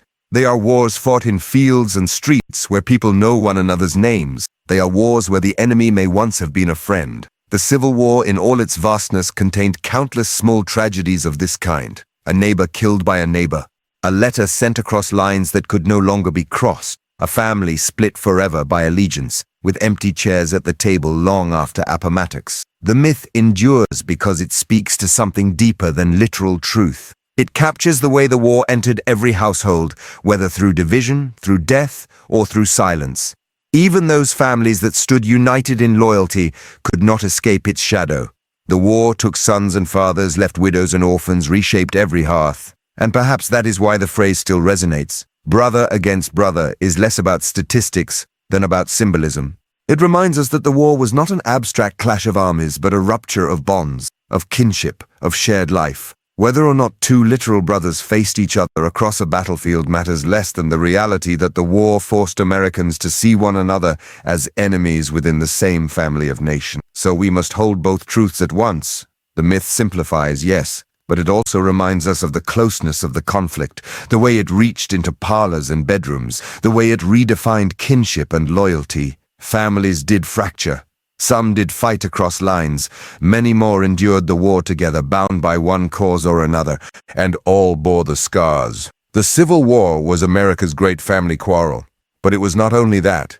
It was a struggle over freedom, power, identity, and survival. To reduce it to a single metaphor is to risk losing the scale of its meaning, yet to remember the metaphor is to grasp the intimacy of its pain. Brothers did fight against brothers, neighbors did turn on neighbors, families did split. But not every story fit the mold. Some households stood firm together, others fractured in silence, others broke long before war began. What is certain is that no family, no community, no corner of the nation escaped untouched. In the end, brother against brother is both myth and memory, too simple to be the whole truth, too powerful to be discarded. It reminds us that war, when it comes home, tears in ways statistics cannot measure. And the Civil War, in all its scale, was lived most deeply in the fractures of family, in the quiet grief of households that could never be whole again. The story is often told as though freedom descended like a gift, as though emancipation were handed down, a proclamation inked on paper, a war fought and won, and then at last the enslaved were free. It is a myth that has lingered in textbooks and speeches, a myth that suggests passivity, that 4 million people simply waited, patient and silent, for liberty to arrive at their doorstep. But the truth is louder, harsher, and far more alive. The enslaved did not wait. They resisted. They escaped. They seized opportunity when it came, and they forced the hand of history. From the first days of the war, enslaved men and women made choices that reshaped the conflict itself. As Union armies pushed south, enslaved people fled plantations and farms, crossing rivers, trudging through swamps, stealing away in the night. Some walked barefoot for miles. Some carried children on their backs. Some slipped away under the cover of storms. They called themselves contraband, a term born from Union officers who, unsure of what to do, declared that human beings fleeing bondage could be considered seized property of war. The name was crude, but the act was radical. Each person who ran did not wait for freedom to be declared. They claimed it for themselves. On Union lines, enslaved men and women became a force of transformation. They did not simply arrive and stand still. They cooked, labored, carried water, built fortifications. They offered intelligence about Confederate movements, maps of roads and rivers, knowledge of terrain. They guided soldiers through swamps and pine forests, pointed to hidden fords, warned of ambushes. Every piece of information was resistance. Every step across enemy lines was an act of courage. By the tens of thousands, enslaved men enlisted when finally allowed. The United States colored troops swelled with soldiers who had once been enslaved. Men who risked death not only in battle, but if captured for Confederates often executed or re-enslaved black soldiers. Still they fought. At Fort Wagner, at Port Hudson, at Petersburg, black regiments proved their valor under fire. They fought not as passive recipients of freedom, but as its fiercest champions. Women too resisted in ways both seen and unseen. Some spied for the Union, hiding notes in laundry baskets or carrying messages across lines. Some poisoned food or sabotaged tools, slowing the machinery of war that sustained the Confederacy. Many more fought in quieter ways, teaching children to read in secret, sustaining families under impossible conditions, keeping alive the faith that bondage was not forever. These acts, invisible to generals, were nonetheless a form of war. They were battles for dignity, survival, and the future. The myth of passivity erases all of this. It paints emancipation as a gift from above, as if Lincoln's pen alone split chains. But emancipation was a storm with many winds.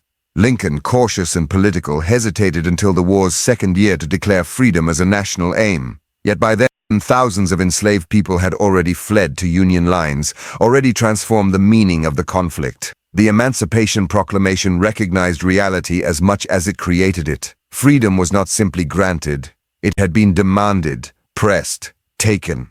Even Confederate leaders saw this truth. They wrote with alarm about slaves running to the Yankees, crippling the economy, weakening the home front. Plantations collapsed as labor fled.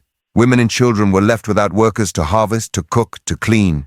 Every escape was not just a step toward freedom, but a strike at the Confederacy itself. And not all resistance meant flight. Many enslaved people could not leave, bound by family, by geography, by the impossibility of escape. But they resisted nonetheless. Some slowed their work. Some feigned illness. Some broke tools. Acts of defiance that, taken together, chipped away at the system's foundation. Freedom was seized not only in great leaps but in countless small refusals. Consider Robert Smalls, an enslaved man in Charleston. In 1862, he commandeered a Confederate steamboat, disguised himself as its captain, sailed past Confederate forts, and delivered ship, cargo, and crew to Union forces. His act became legend, not just a daring escape, but a declaration of what enslaved men could do when given the chance. Smalls went on to serve in Congress after the war, his life a testament to agency denied in the myth of passivity. Or think of Harriet Tubman, already famous for leading enslaved people to freedom before the war. During the conflict, she became a Union spy, guiding raids into South Carolina swamps, freeing hundreds more. She did not wait for the Union to free her people. She led them herself, torch in hand, rifle on shoulder. These were not isolated stories. They were part of a chorus, thousands of voices rising against the silence the myth imposes. After the war, the myth of passivity took root in part because it served others' narratives.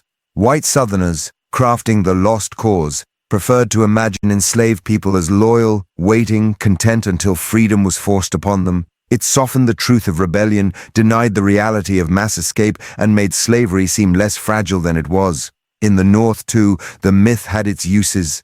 It allowed the story to center on Union soldiers and Lincoln's leadership, turning emancipation into a gift rather than a partnership. It turned black struggle into background. But history resists simplification. The enslaved were never passive. They bent the course of the war. They made choices, took risks, endured consequences. They forced the Union to see that the war could not remain a fight only for Union, but must also be a fight for freedom. To tell the story otherwise is to strip agency from those who risked everything, to forget the footprints in the mud, the whispers in the night, the hands that built Union fortifications, the voices that sang freedom songs even under threat of the lash. The truth is that emancipation was both granted and seized. A nation issued proclamations, yes, but enslaved people broke chains with their own hands, walked roads with their own feet, carved futures with their own courage. They were not silent. They were not waiting. They were already moving before the nation caught up. So when we speak of the Civil War, we must let those voices be heard. We must remember the escapes, the spies, the soldiers, the mothers, the teachers, the quiet resistors who wove freedom thread by thread. We must let the myth of passivity fall away, and in its place hear the truth, that the enslaved were not bystanders to their own liberation. They were its architects. When most Americans think of the Civil War, one name rises above all others: Gettysburg. A battlefield in the rolling hills of Pennsylvania, a clash over 3 hot July days in 1863. The story has been told and retold as though the entire war turned in that moment, as though the Union teetered on the brink of defeat until the Army of the Potomac stood fast on Cemetery Ridge, until Pickett's charge shattered against a wall of Union fire, and from then on the tide ran only one way. Gettysburg, we are told, was the turning point. It is a story simple enough to memorize, neat enough for school books, dramatic enough for legend. But the reality, like most myths of this war, is more complicated. Gettysburg was not a lock that sealed Confederate defeat. It was a hinge, yes, but one among many. When Robert E. Lee marched his Army of Northern Virginia north in the summer of 1863, he hoped for more than a battlefield victory. He sought to relieve pressure on Virginia, to gather supplies from fertile northern fields, to shake Union confidence, perhaps even to tip foreign powers toward recognizing the Confederacy. For the Union, the stakes felt immense. The Eastern Theater had seen humiliating defeats at Fredericksburg and Chancellorsville. The Northern public, weary of blood, wondered whether Lincoln's armies could ever truly best Lee. Gettysburg delivered a Union victory, but not a decisive one. The Union army, battered and bloodied, did not destroy Lee's force. Lee retreated across the Potomac with much of his army intact, and the war dragged on for nearly 2 more years. If Gettysburg had been the single turning point, why so much more death? Why so many more campaigns before Appomattox? The myth of Gettysburg as the turning point survives partly because the battle was dramatic. 50,000 casualties in 3 days, cannon smoke rolling over wheat fields, heroic charges up rocky hillsides. Joshua Lawrence Chamberlain at Little Round Top, the doomed courage of Pickett's charge. These scenes invite memory, paintings, monuments, reenactments. Gettysburg feels like a climax because it looks like one. But look westward, and another story unfolds. At nearly the same time as Gettysburg, Union forces under Ulysses S. Grant completed the siege of Vicksburg on the Mississippi River. On July 4th, 1863, the same day Lee began retreating from Pennsylvania, Vicksburg surrendered. That victory split the Confederacy in 2. It gave the Union control of the Mississippi, choking off supplies and communication between East and West. If Gettysburg broke Confederate hopes in the North, Vicksburg broke the Confederacy's backbone in the South. Both mattered. Both were turning points, together more than either alone.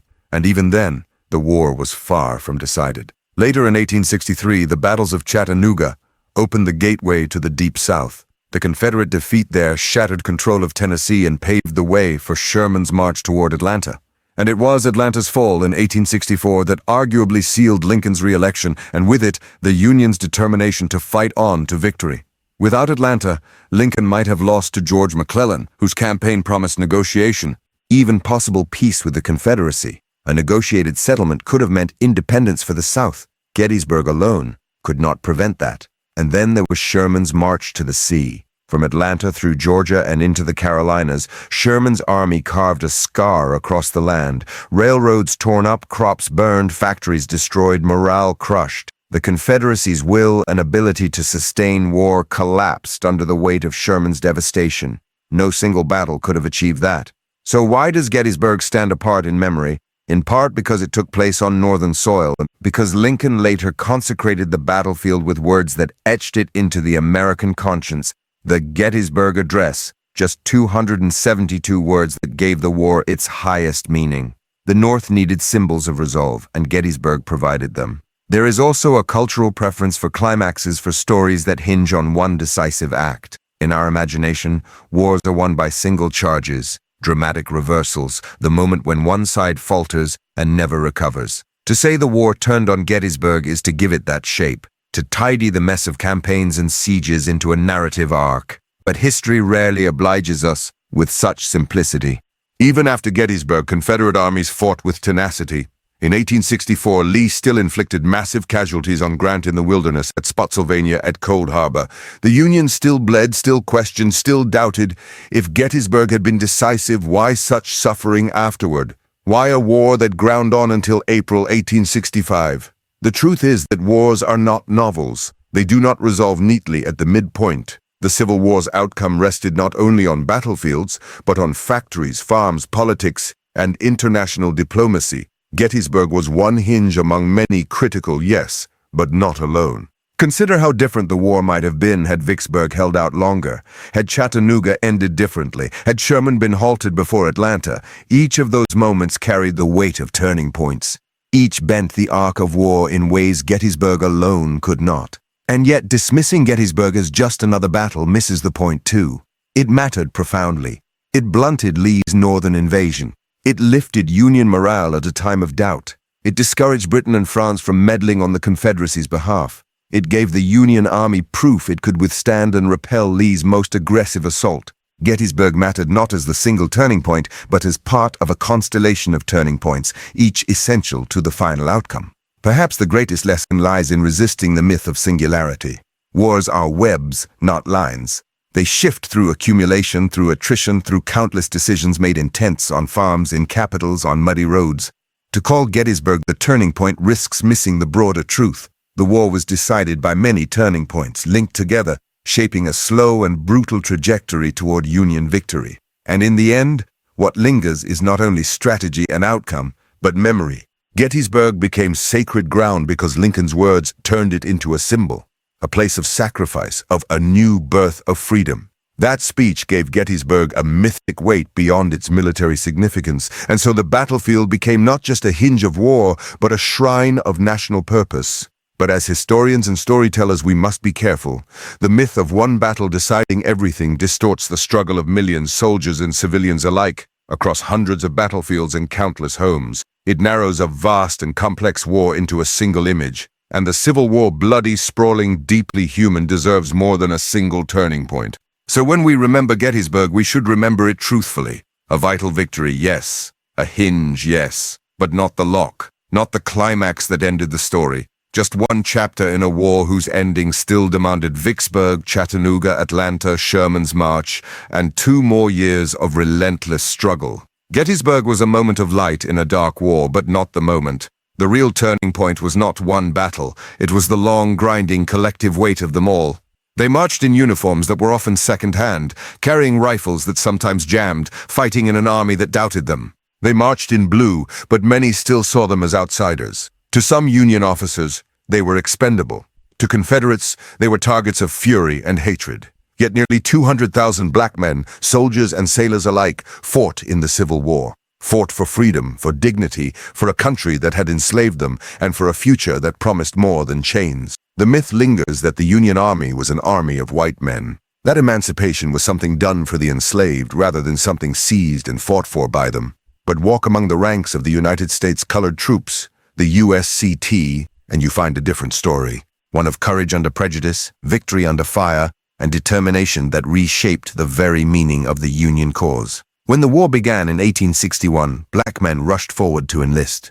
They saw in the smoke of Sumter not just the beginning of war, but the glimmer of freedom. But the Union government at first refused them. The war, Lincoln insisted, was to preserve the Union, not to end slavery. Allowing black enlistment, he feared, would alienate border states and moderates.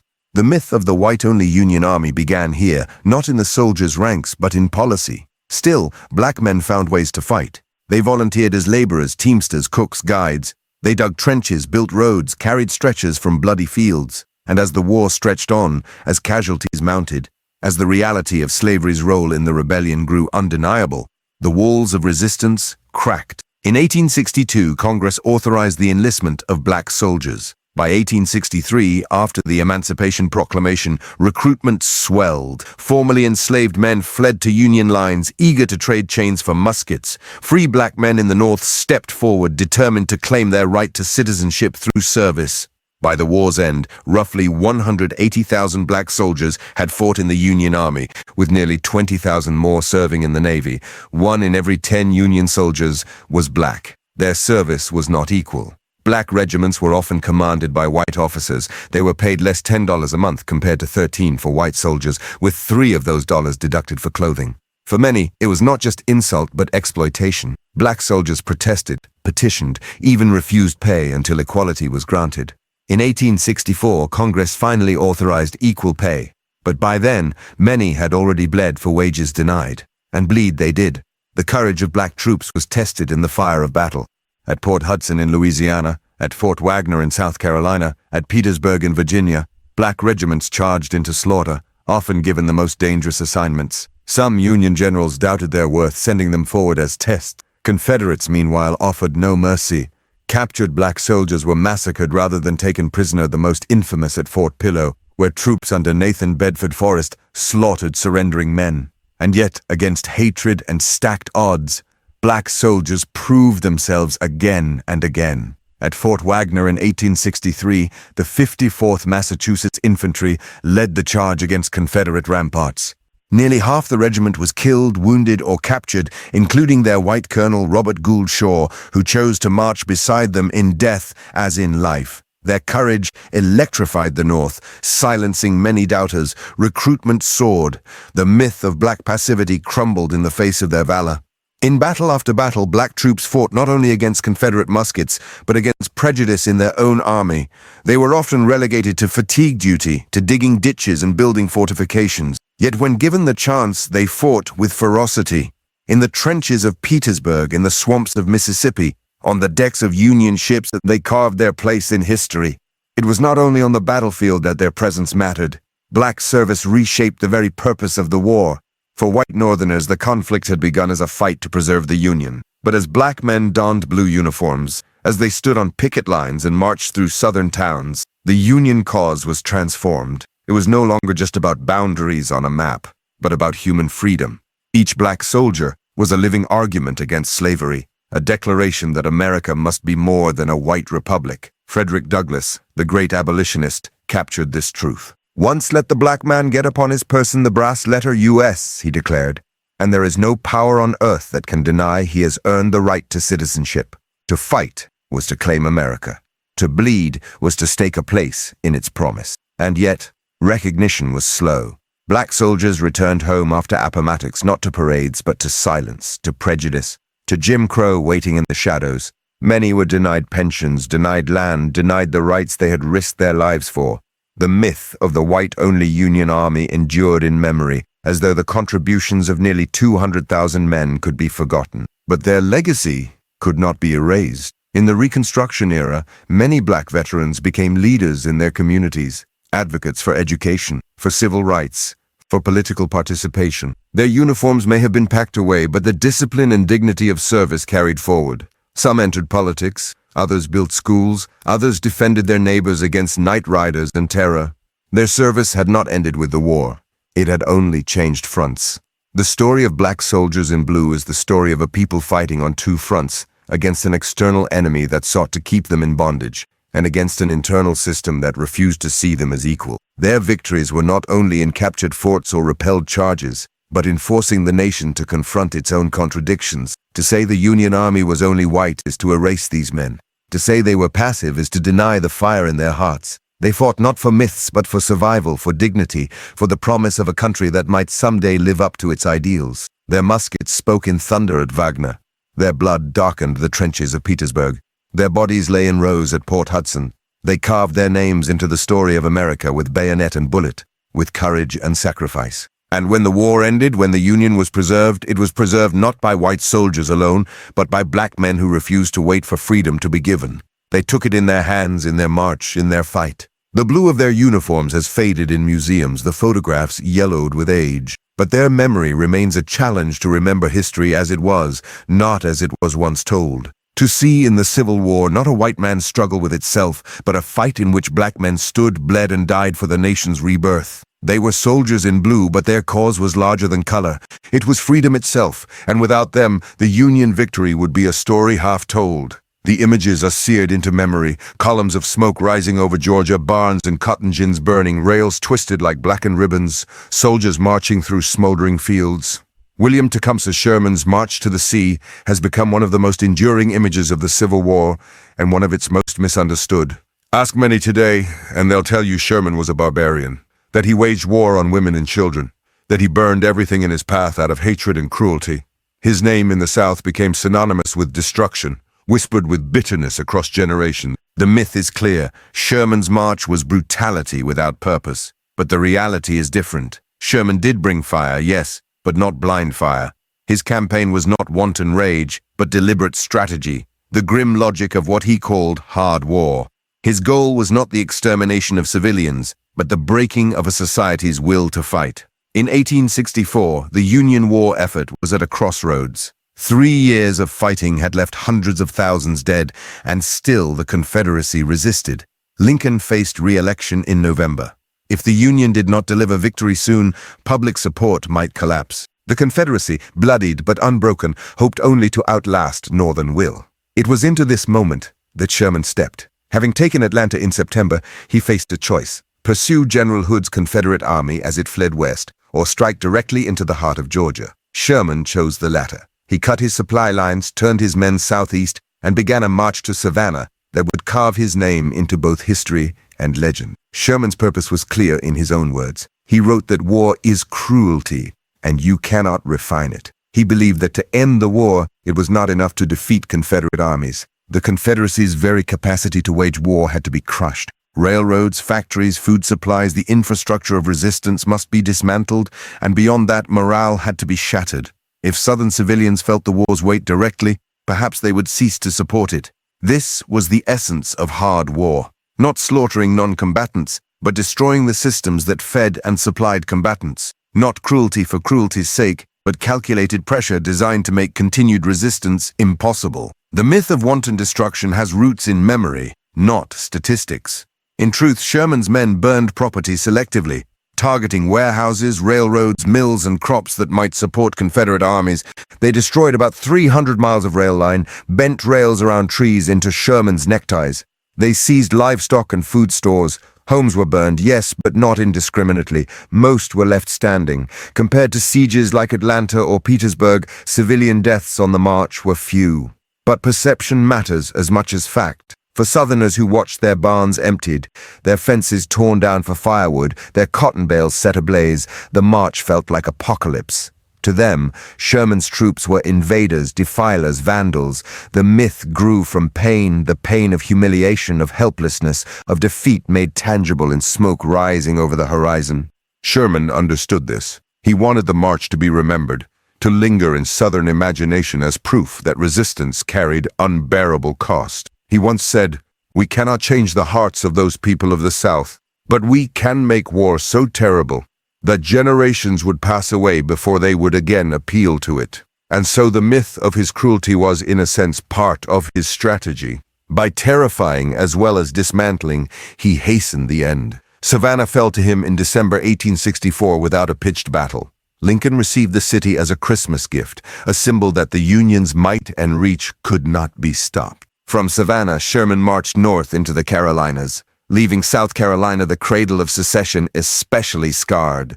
In Columbia, Fire consumed much of the city, whether from Union torches, Confederate cotton bales set alight, or the chaos of both. The myth deepened. Sherman the monster, the arsonist, the scourge. Yet the numbers reveal the purpose. His men destroyed enough supplies to cripple Confederate logistics, but they did not systematically kill civilians nor raze every town. The point was not annihilation. It was psychological warfare, convincing Southerners that the war was unwinnable, that their government could not protect them.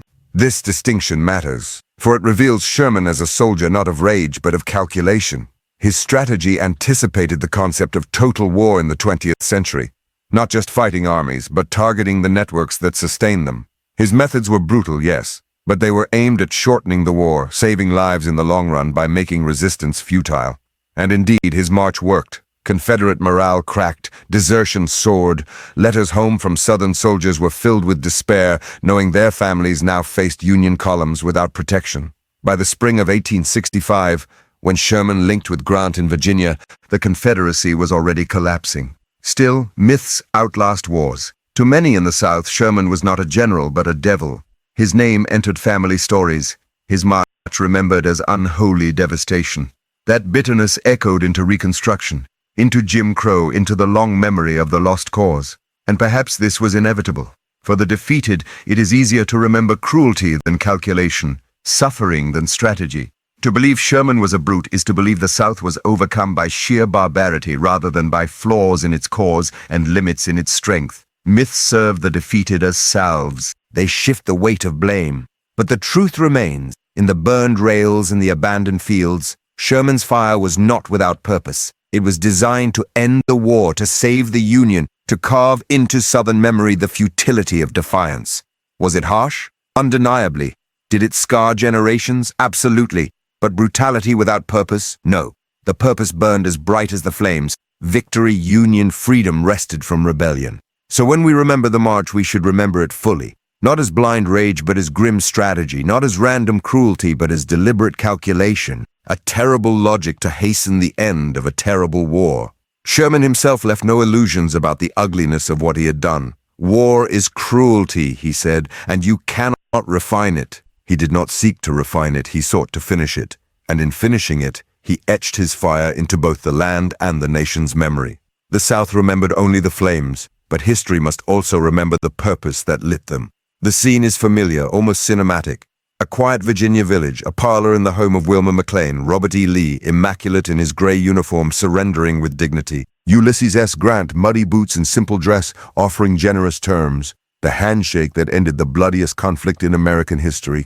Appomattox Courthouse, April 9th, 1865, the war's end. That is the myth we carry, that the Civil War closed neatly, cleanly, with a single signature on a single day. A war that had consumed 4 years and more than 600,000 lives tied up in a bow, its violence evaporating the moment Lee surrendered. The myth of Appomattox is the myth of closure. But the reality, as always, is more complicated. Appomattox was a symbol, yes, but not the end. Confederate forces still fought. Violence lingered. The war's shadow stretched far beyond that Virginia parlor. When Lee surrendered the Army of Northern Virginia, it was only one Confederate army among many. In North Carolina, General Joseph E. Johnston commanded tens of thousands of men. In Alabama, Mississippi, and Texas, other Confederate forces still marched, still carried muskets, still believed the fight might continue. Some units would not lay down arms for weeks. Others disbanded into guerrilla bands, robbing, raiding, refusing to accept defeat. Even in Lee's army, surrender was not a single moment. Men wept, men raged. Some broke their muskets rather than hand them over. For soldiers who had given everything, who had marched from Bull Run through Antietam, Fredericksburg, Chancellorsville, Gettysburg, the idea of stacking arms and walking home felt like both mercy and humiliation. Grant's terms were famously generous. Confederate soldiers could keep their horses for planting, keep their sidearms for dignity, and return home without punishment so long as they kept the peace. These terms have often been remembered as a gesture of reconciliation, as though the war ended not in bitterness but in grace. There is truth in that memory. Grant sought peace, not vengeance. Lincoln, days earlier, had urged a policy of malice toward none, charity for all. The Union wanted not endless fighting, but reunion. Yet the generosity of Appomattox was also an illusion. It promised a peace that the nation was not ready to deliver. For while Lee and Grant parted with civility, hatred still boiled across the land. To many white Southerners, surrender was not acceptance but Paul's defeat of arms, not defeat of belief. They would preserve the memory of their lost cause long after the muskets fell silent. And to millions of freedmen, the war did not end at Appomattox at all. Freedom had been declared, yes, but freedom lived precariously. Enslaved people in Texas would not hear of emancipation until June, more than 2 months after Appomattox Juneteenth, the delayed dawn of liberty. Even after surrender, violence stalked black communities. Former Confederates, unwilling to accept a new social order, turned to intimidation, to night raids, to terror that would eventually harden into the Ku Klux Klan. Appomattox promised closure, but the reality was continuation. Continuation of violence in new forms, of battles not between armies but within communities, of a struggle over the meaning of the war's outcome. Even politically, the war's ending was messy. Within days of Lee's surrender, Abraham Lincoln was dead, assassinated by John Wilkes Booth. The president who had urged reconciliation was silenced, and his absence left a vacuum. Reconstruction began not under Lincoln's careful hand, but under Andrew Johnson's clumsy and lenient one, sowing chaos and resentment. If Appomattox was supposed to be the moment of healing, Lincoln's murder turned it instead into the beginning of deeper wounds. And yet the image of Appomattox endures because it offers something people crave: resolution. The parlor scene is a picture of dignity, of mutual respect, of finality, and it allows us to imagine that the war ended as wars should, with honor acknowledged, with foes shaking hands, with peace restored. It simplifies the mess into a symbol. But the truth is that Appomattox was not the last battle, nor the last surrender. General Johnston did not surrender until April 26th. Confederate forces in Alabama and Mississippi held out into May. The last Confederate general to surrender was Stand Watie, a Cherokee leader who did not lay down arms until June 23, 1865. And beyond official surrenders, bands of guerrillas roamed for months, defying Union authority. The war's violence even extended overseas. The Confederate raider CSS Shenandoah continued capturing Union ships in the Pacific until August 1865, unaware the Confederacy had collapsed. It finally surrendered in Liverpool, England, a reminder that wars do not end neatly with the stroke of a pen. So what does Appomattox mean? It is both myth and truth. It was the symbolic heart of the Confederacy's collapse, the moment when the most famous Confederate army admitted defeat. But it was not the end of the war's violence, nor the end of its division. Appomattox was the illusion of clean closure, but the reality of messy surrender. It was an ending written for memory, not for history. The parlor, the handshake, the dignity, all true but incomplete. For the war spilled beyond it, into reconstruction, into resistance, into a century of struggle over the very meaning of that surrender. The myth of Appomattox comforts us. It tells us wars can end in grace, in order, in civility, that the blood of hundreds of thousands can be concluded with courtesy. It is a myth worth cherishing, perhaps, but also worth challenging, for if we believe Appomattox was the end, we blind ourselves to what came after, the unfinished fight over freedom, equality, and the soul of the nation. So let us remember Appomattox as it was a symbol, not a finale. The beginning of peace for some, the continuation of conflict for others. The parlor door closed behind Lee and Grant, but outside it, the world remained in turmoil. The war did not end neatly. It rarely does. It was Good Friday, April 14, 1865. The nation's capital breathed easier than it had in years. Just 5 days earlier, Robert E. Lee had surrendered at Appomattox. Bands played in the streets, cannons fired celebratory salutes, crowds shouted "Glory, Hallelujah," believing the war was finally over. The Union had held. That evening, Abraham Lincoln entered Ford's Theater with his wife, Mary. He was tired, more gaunt than in the early years, but lightened in spirit. For the first time in years, he spoke of peace, of rest, of seeing the country through Reconstruction. He sat in the presidential box smiling as the comedy, Our American Cousin, played. Then, in an instant, the light went out. John Wilkes Booth, actor turned assassin, slipped into the box, raised his pistol, and fired into the back of Lincoln's head. The president slumped forward. Chaos erupted. Booth leapt to the stage crying, "Sic semper tyrannis," thus always to tyrants, before fleeing into the night. By dawn, Lincoln was dead. "Now he belongs to the ages," whispered Secretary of War Edwin Stanton at his bedside. And so the myth was born, that Lincoln's death brought the nation together, that the Union, once divided, now mourned as one, that his martyrdom healed the very fractures that had torn the country apart. that in his passing, the nation found unity. But the reality was far more complicated, far more bitter. The Union did not mourn as one. For every household draped in black, for every tear shed along the route of Lincoln's funeral train, there were voices that cheered his death, or dismissed it as no tragedy at all. In the North, grief was immense and genuine. Lincoln had guided the Union through its darkest trial. His assassination, so sudden and cruel, shocked millions. Cities fell silent, sermons thundered in churches, businesses closed in mourning. When his body was carried by rail through Baltimore, Philadelphia, New York, Cleveland, Chicago, Springfield, millions lined the tracks, some waiting through the night just to glimpse the coffin. His death felt to many like a personal loss, the silencing of the man who had carried their cause. But in the South, the reaction was different. Though some Confederate leaders condemned Booth's act, others celebrated it. Newspapers in Richmond, Charleston, and elsewhere printed words of praise. Former Confederates toasted the assassin's name, calling Lincoln a tyrant undone by justice. On plantations among white masters who had lost enslaved labor and wealth, Lincoln's death was not tragedy but relief. Even among some Northerners opposed to emancipation, there was little sorrow. Lincoln to them had overreached, had upset the balance of white supremacy, and his end was seen as fitting. So while Lincoln's death created the image of a martyred savior for Unionists, it did not wash away division. It revealed how deep the fractures ran. For one half of the country, Lincoln's assassination was an unthinkable crime. For the other, it was vindication, a bloody punctuation to their cause. The myth of instant healing, that Lincoln's death united all Americans in grief, comes in part from the funeral train itself. The long journey from Washington to Springfield was theater as much as mourning. Flags at half-mast, schoolchildren reciting verses, choirs singing hymns. It was a pageant of grief. To those who witnessed it, it seemed that all of America had come together in sorrow. But those images, captured in newspapers and engravings, erased the other reality, that many did not mourn, and some even rejoiced. Lincoln's martyrdom became a symbol, but it was not a salve. His death did not unite the country. It only froze him in memory, perfect for myth-making.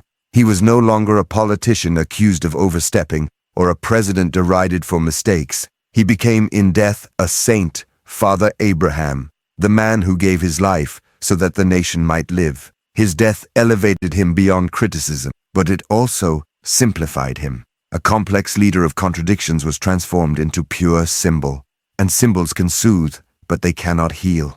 The political reality of Lincoln's assassination was chaos. Vice President Andrew Johnson, thrust suddenly into the presidency, lacked Lincoln's wisdom, patience, and sense of balance. He pursued a Reconstruction lenient to the South, angering Republicans and leaving freedmen vulnerable. The unity that Lincoln's death was supposed to create unraveled almost immediately in political conflict. Congress and the White House waged war over Reconstruction. Instead of healing, the country found itself locked in new battles over civil rights, over the meaning of freedom, over the shape of reunion. For freedmen, Lincoln's death was devastating. Many saw him as a liberator, almost a messianic figure, Father Abraham who had struck the chains. They feared his absence meant freedom itself would die, and in a sense, they were not wrong. Without Lincoln's leadership, Reconstruction faltered.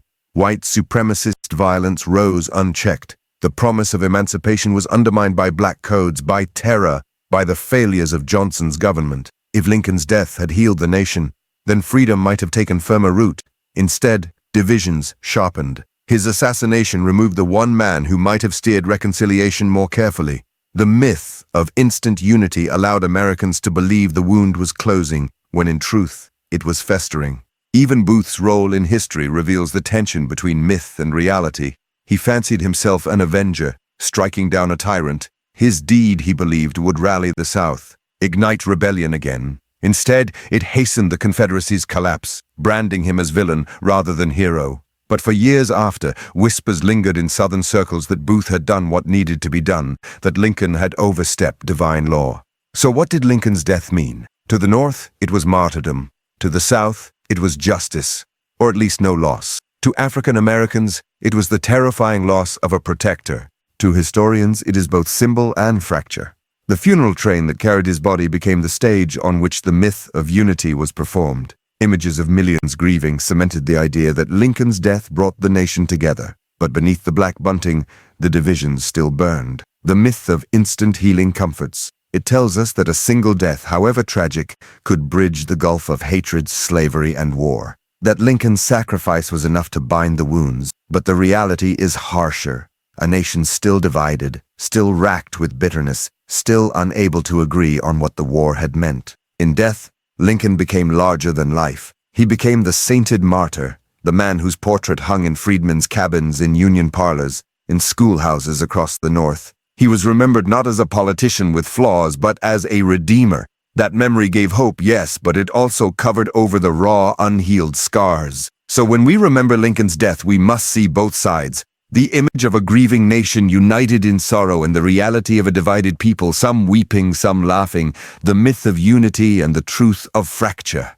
Lincoln did not live to see peace fully made, nor to see freedom fully secured. His death was not the healing of America. It was a reminder of how fragile healing would be. The martyred president became a symbol, but not a salve. The war was over. The guns were silent. The battle flags were furled. The Union had held. The Confederacy had fallen. 4 years of blood had ended in surrender. And so the story is often told, that the question of freedom was settled, that the shackles were broken once and for all, that America rose from the ashes of civil war united and renewed. But the reality was far more fragile and far more bitter. The war had ended, yes, but freedom was contested, not guaranteed. The Union victory had destroyed the institution of slavery, but it had not destroyed the hatred, the power structures, or the myths that supported it. Reconstruction was meant to be the bridge, the time when America would be remade. Instead, it became a battlefield of its own. The myth says, the Civil War solved the question of liberty. That emancipation was the end of the story.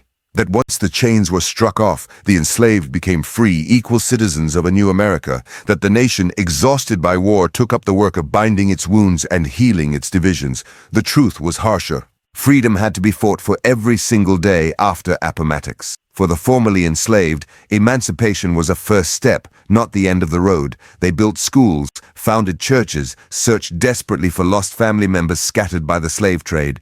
They entered politics, elected leaders, sat in state legislatures, and even in Congress. They seized freedom not as a gift, but as a fragile prize they had helped win through their own resistance and through their service in Union blue. But their victories were constantly under siege. White Southerners, unwilling to accept defeat, struck back in every way they could. Black codes restricted movement, labor, and rights. Vigilante violence, most infamously the Ku Klux Klan, stalked the countryside, burning schools, lynching freedmen, terrorizing entire communities. For every step toward freedom, there was an ambush waiting in the shadows. Reconstruction itself became a war of memory, a battle over what the Civil War had meant. The myth-makers worked quickly. Former Confederates began to craft the tale of the lost cause. They said the war had not been about slavery, but about honor, states' rights, and the noble defense of Southern tradition. They painted Confederate generals as gallant knights, their defeat not a shame but a tragedy inflicted by overwhelming Northern numbers. They spoke of slavery as a benign institution, even a civilizing force. In these myths, the brutality of bondage was softened into nostalgia. And these myths did not remain only in the South. They spread into schoolbooks, into monuments, into the very language of remembrance. The story of emancipation and black courage was pushed to the margins. The story of Confederate valor, of gallantry, of noble loss, took center stage in too many histories. The nation, desperate for reunion, allowed these myths to take root. White Northerners, weary of war and indifferent to black suffering, chose reconciliation over justice. Federal troops withdrew, Reconstruction governments fell, Jim Crow laws rose in their place, building a system of segregation and racial terror that would last nearly a century. And so the myth hardened. The Civil War had ended slavery, and therefore all was well. The question was settled, and there was no need to look closer. But the reality was this: the war ended, but the struggle for freedom never did. To walk through the South in the decades after the war was to see a freedom that was both real and constantly threatened. Schools burned to the ground one week, rebuilt the next. Families torn apart by lynching, yet communities rising in resilience. Politicians who spoke of equality silenced by violence, yet their words echoed in the hearts of millions. Reconstruction promised what America could have been. For a brief moment, the nation seemed on the verge of true democracy. Black men voting, holding office, shaping laws, alliances of poor farmers across race challenging old elites, glimpses of a different, more equal future. But the backlash was ferocious. White supremacy did not die at Appomattox. It adapted, it hid behind law and custom, it armed itself with myth. Even in the North, the memory of what the war had meant began to blur. Abraham Lincoln was remembered as the martyr, but his Emancipation Proclamation was stripped of context. The role of enslaved people in their own liberation was minimized. The story became simpler, easier. The North had freed the slaves, the South had lost. The end. That simplicity was a lie. The myth of a completed freedom, a settled question, allowed Americans to look away, to build monuments to generals while ignoring the cries of freedmen, to write textbooks that praise gallantry but silence chains, to celebrate reunion at the expense of justice. And so Reconstruction was forgotten. Or rather, it was remembered through myth, a failure, a tragedy, proof that black people were not ready for citizenship.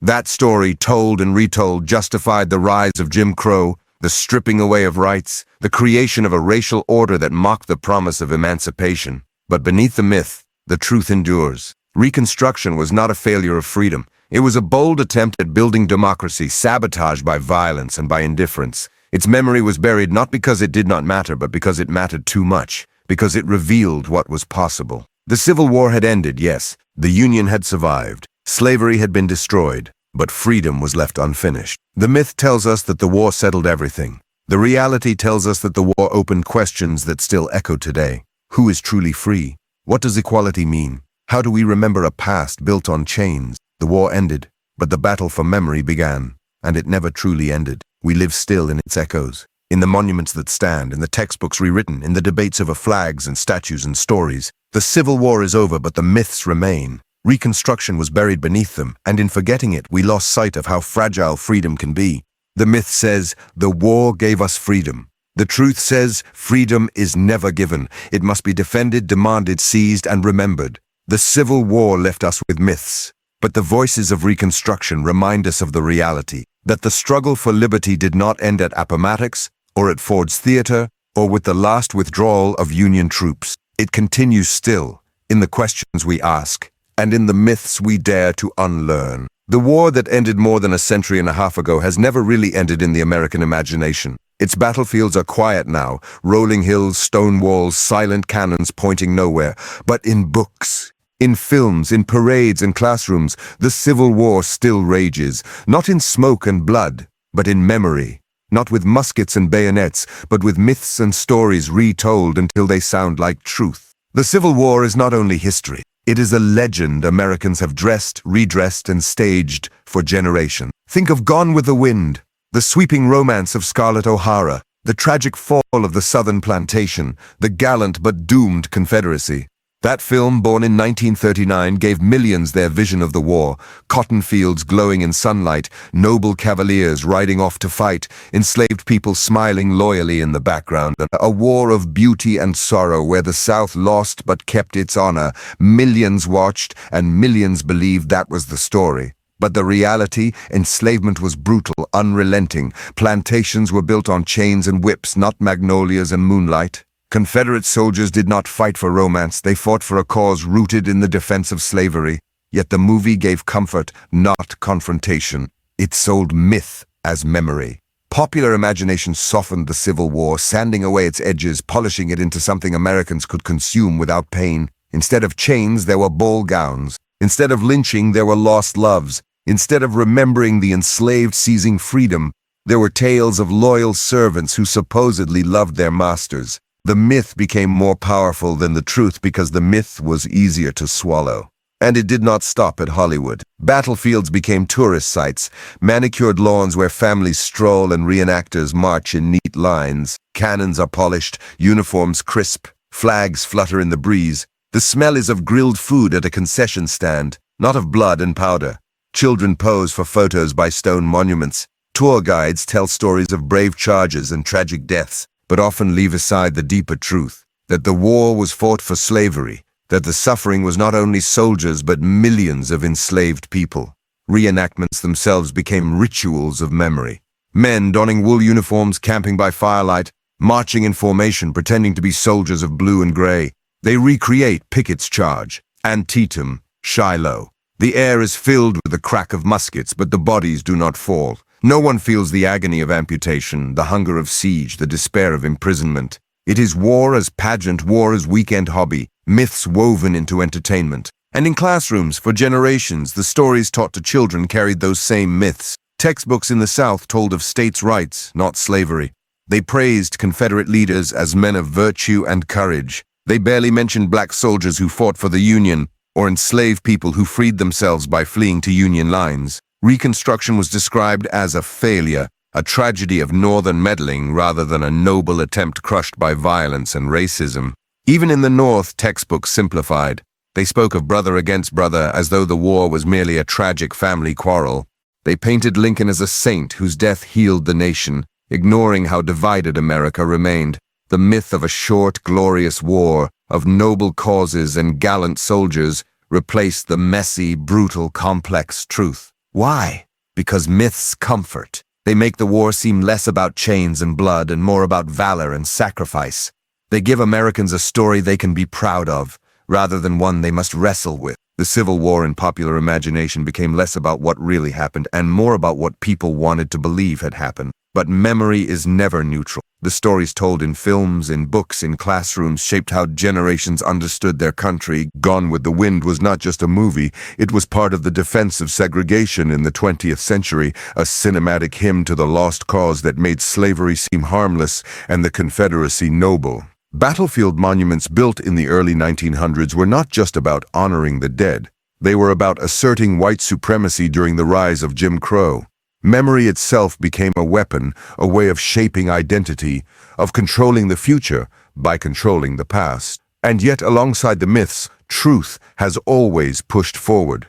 New histories have been written. Documentaries have shown the reality of slavery, the courage of black soldiers, the unfinished work of Reconstruction. Films like Glory have given voice to those silenced in earlier stories. Museums and memorials now strive to tell fuller truths. At Gettysburg, plaques speak not only of Lee and Meade, but of the enslaved people whose fates hung in the balance. At plantation sites, guides speak not only of architecture and gardens, but of the lives stolen to build them. Still, the myths endure.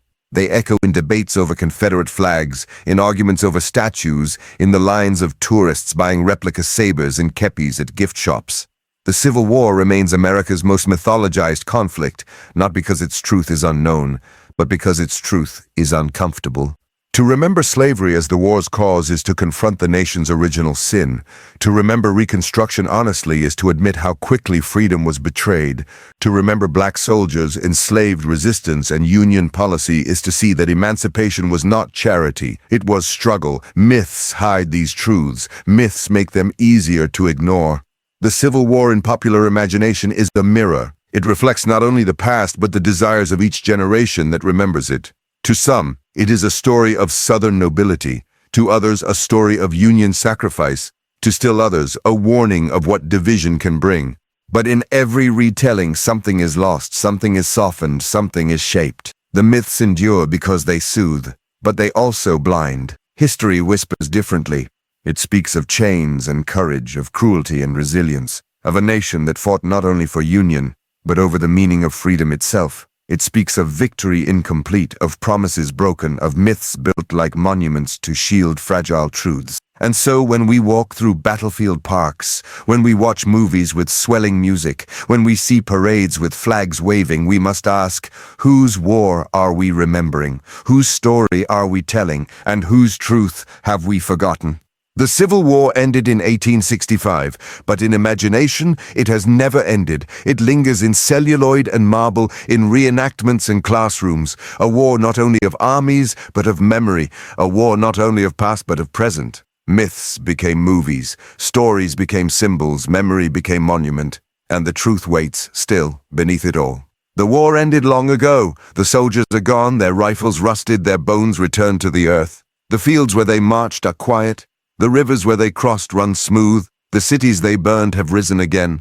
And yet, the Civil War has never really left us. Its ghosts still march. The myth says the Civil War is past, a closed chapter, a story finished. that its battles are locked safely in history books, its causes settled, its wounds healed, that what happened between 1861 and 1865 belongs only to museums, parades, and anniversaries. But the reality is more unsettling. The echoes remain, loud and insistent, in monuments and in flags, in classrooms and in culture wars. The myths born in the ashes of surrender have not faded. They have hardened, adapted, reshaped themselves, carrying forward into the present. The Civil War is not only past, it is part of the present tense of America. Walk through a southern town, and you may still see statues of Confederate generals, stone men on horseback cast in bronze. They were not built in the years after Appomattox, but decades later, during Jim Crow, when their presence was meant not only to honor the dead, but to remind the living of who held power. Each monument a myth carved in marble, that the Confederacy fought for honor, not for slavery. That defeat was noble, not shameful. That the old order still lingered, standing tall on courthouse lawns. These monuments are not silent, they shape memory. They whisper myths to generations who pass them on the way to school or court. They are not relics of 1865, but symbols of the battles that followed. Battles over freedom, over citizenship, over who gets to own the story of America. And still today they spark debate. Should they stand or should they fall? To remove them, some say, is to erase history. But in truth, to leave them is to enshrine a lie. The argument itself shows how the Civil War is never fully past. It lingers in stone and bronze, in the choices a nation makes about what to remember and what to forget. The echoes also sound in flags. The Confederate battle flag, stitched first for armies in Virginia, has flown far longer than the Confederacy itself survived.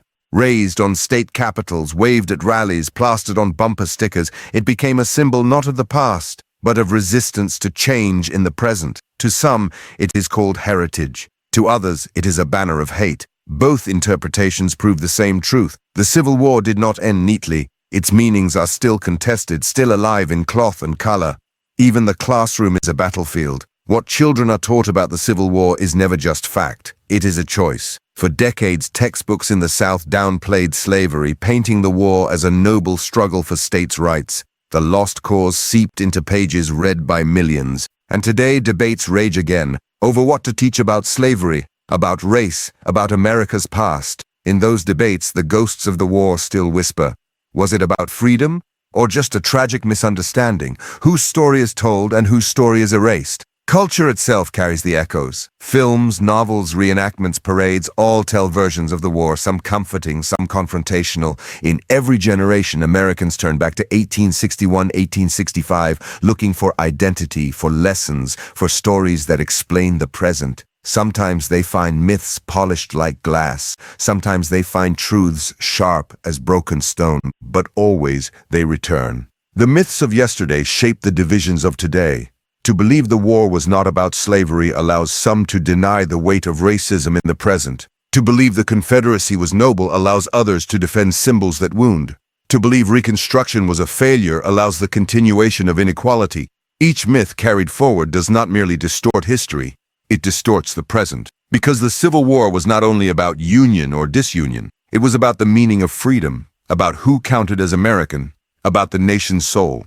Those questions were not settled at Appomattox. They were not settled with Lincoln's death, nor with Reconstruction's collapse. They remain unsettled still. Listen closely, and you can hear the march, not of soldiers in gray or blue, but of arguments echoing in legislatures, of protests on courthouse steps, of debates in classrooms, of flags unfurled at rallies. The war's language, its symbols, its memory, all alive. And so the myth that the Civil War is only past becomes one more illusion. The reality is harsher and more haunting. The Civil War is unfinished business. Its ghosts walk not in battlefields alone, but in headlines, in politics, in every debate over race and history and belonging. Ghosts of men who fought, ghosts of enslaved people who claimed freedom, ghosts of generals carved in stone, of flags waving still, of myths that refuse to die. The Civil War ended on paper, but in memory, in culture, in conflict, it still marches. The myth says, it is history. The truth says, it is present. And perhaps if we do not listen, it will be future as well. The ghosts still march. The Civil War has ended 1,000 times in our imagination.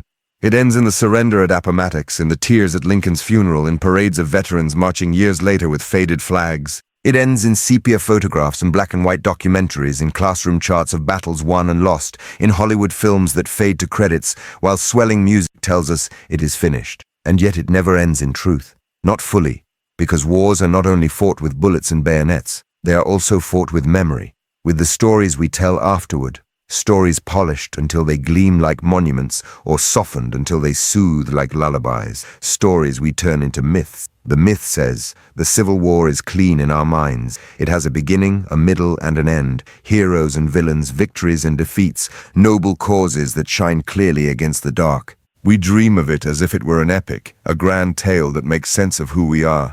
The reality, though, is more jagged. The war was not one story, but millions. It was bloody, chaotic, filled with contradictions. It was emancipation and betrayal, courage and cruelty, unity and fracture.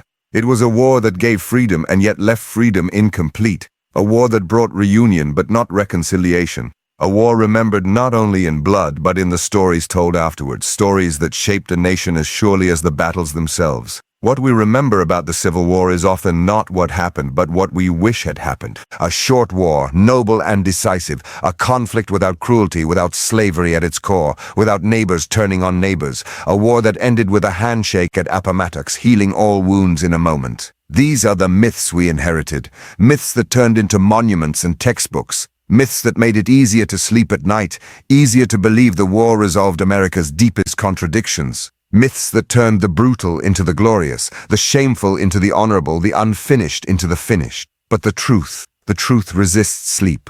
The truth is uneasy. It does not lull, it stirs. It reminds us that slavery was the beating heart of the conflict, that emancipation was seized as much as it was given, that Reconstruction was sabotaged, that freedom was contested, that the war's end was not clean but jagged, bleeding into the violence of Jim Crow lynchings and the long struggle for civil rights. The truth is that memory is not neutral. To remember one thing is to forget another. To celebrate one story is to silence another voice. For every statue of a Confederate general, how many monuments honor the enslaved who resisted? For every reenactment of a grand charge, how many stories are told of the women who smuggled messages, of the black soldiers who fought under prejudice, of the children who starved in blockaded cities? The Civil War we dream, the one polished by myth, offers comfort. The Civil War that was, the one rooted in fact, offers discomfort. And yet it is in that discomfort that history speaks most truthfully. Consider how we still argue over the war's meaning. Was it about slavery or about states' rights?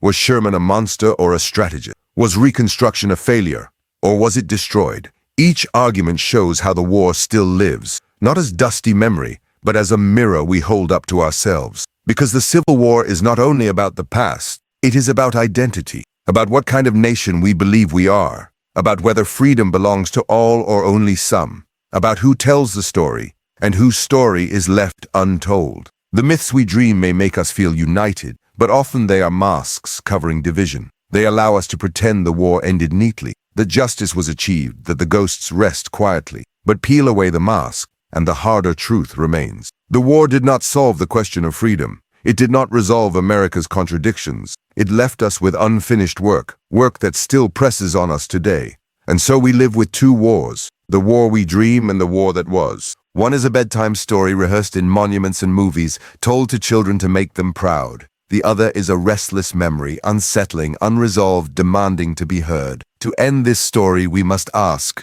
which war will we carry forward? The dream with its polished myths, or the reality with its hard truths? Perhaps we need both. The dream reminds us of the ideals we wish to live up to, honor, courage, sacrifice. But the reality reminds us of the cost, of the cruelty, of the unfinished business of freedom. Without the dream, we lose hope. Without the truth, we lose honesty. The Civil War belongs to both comfort and discomfort. It belongs to the pride of soldiers marching and to the grief of mothers weeping. It belongs to the myth of reunion and to the fact of division. It belongs to a nation that wanted to heal and to the millions left wounded still. History, if it is to be true, must hold both. It must tell us not only the stories that let us sleep, but the stories that wake us up. The Civil War is over. The battles are done. The soldiers have marched their last. But the memory, shaped in myths, sharpened by truths, remains. It is not only history but inheritance, not only past but present. And so we return again and again to that great and terrible conflict, to find in it not just who we were but who we are and who we might yet be. The myth says the Civil War is the story we dream. The truth says it is the story that was, and perhaps the greatest task is to hold them both, to dream but not forget, to seek comfort but not deny discomfort, to listen truly to what happened, because only in listening to the enslaved who seized freedom, to the soldiers who bled, to the women who resisted, to the voices silenced in myth, only in listening can we begin to understand. The war we dream makes us feel safe. The war that was makes us feel unsettled. But it is in the unsettling that we find the fullest measure of history. The war ended, but the story, the memory, the meaning, those remain, they always will. And perhaps in the end, that is the truest myth of all, that history ends, when in fact it never does.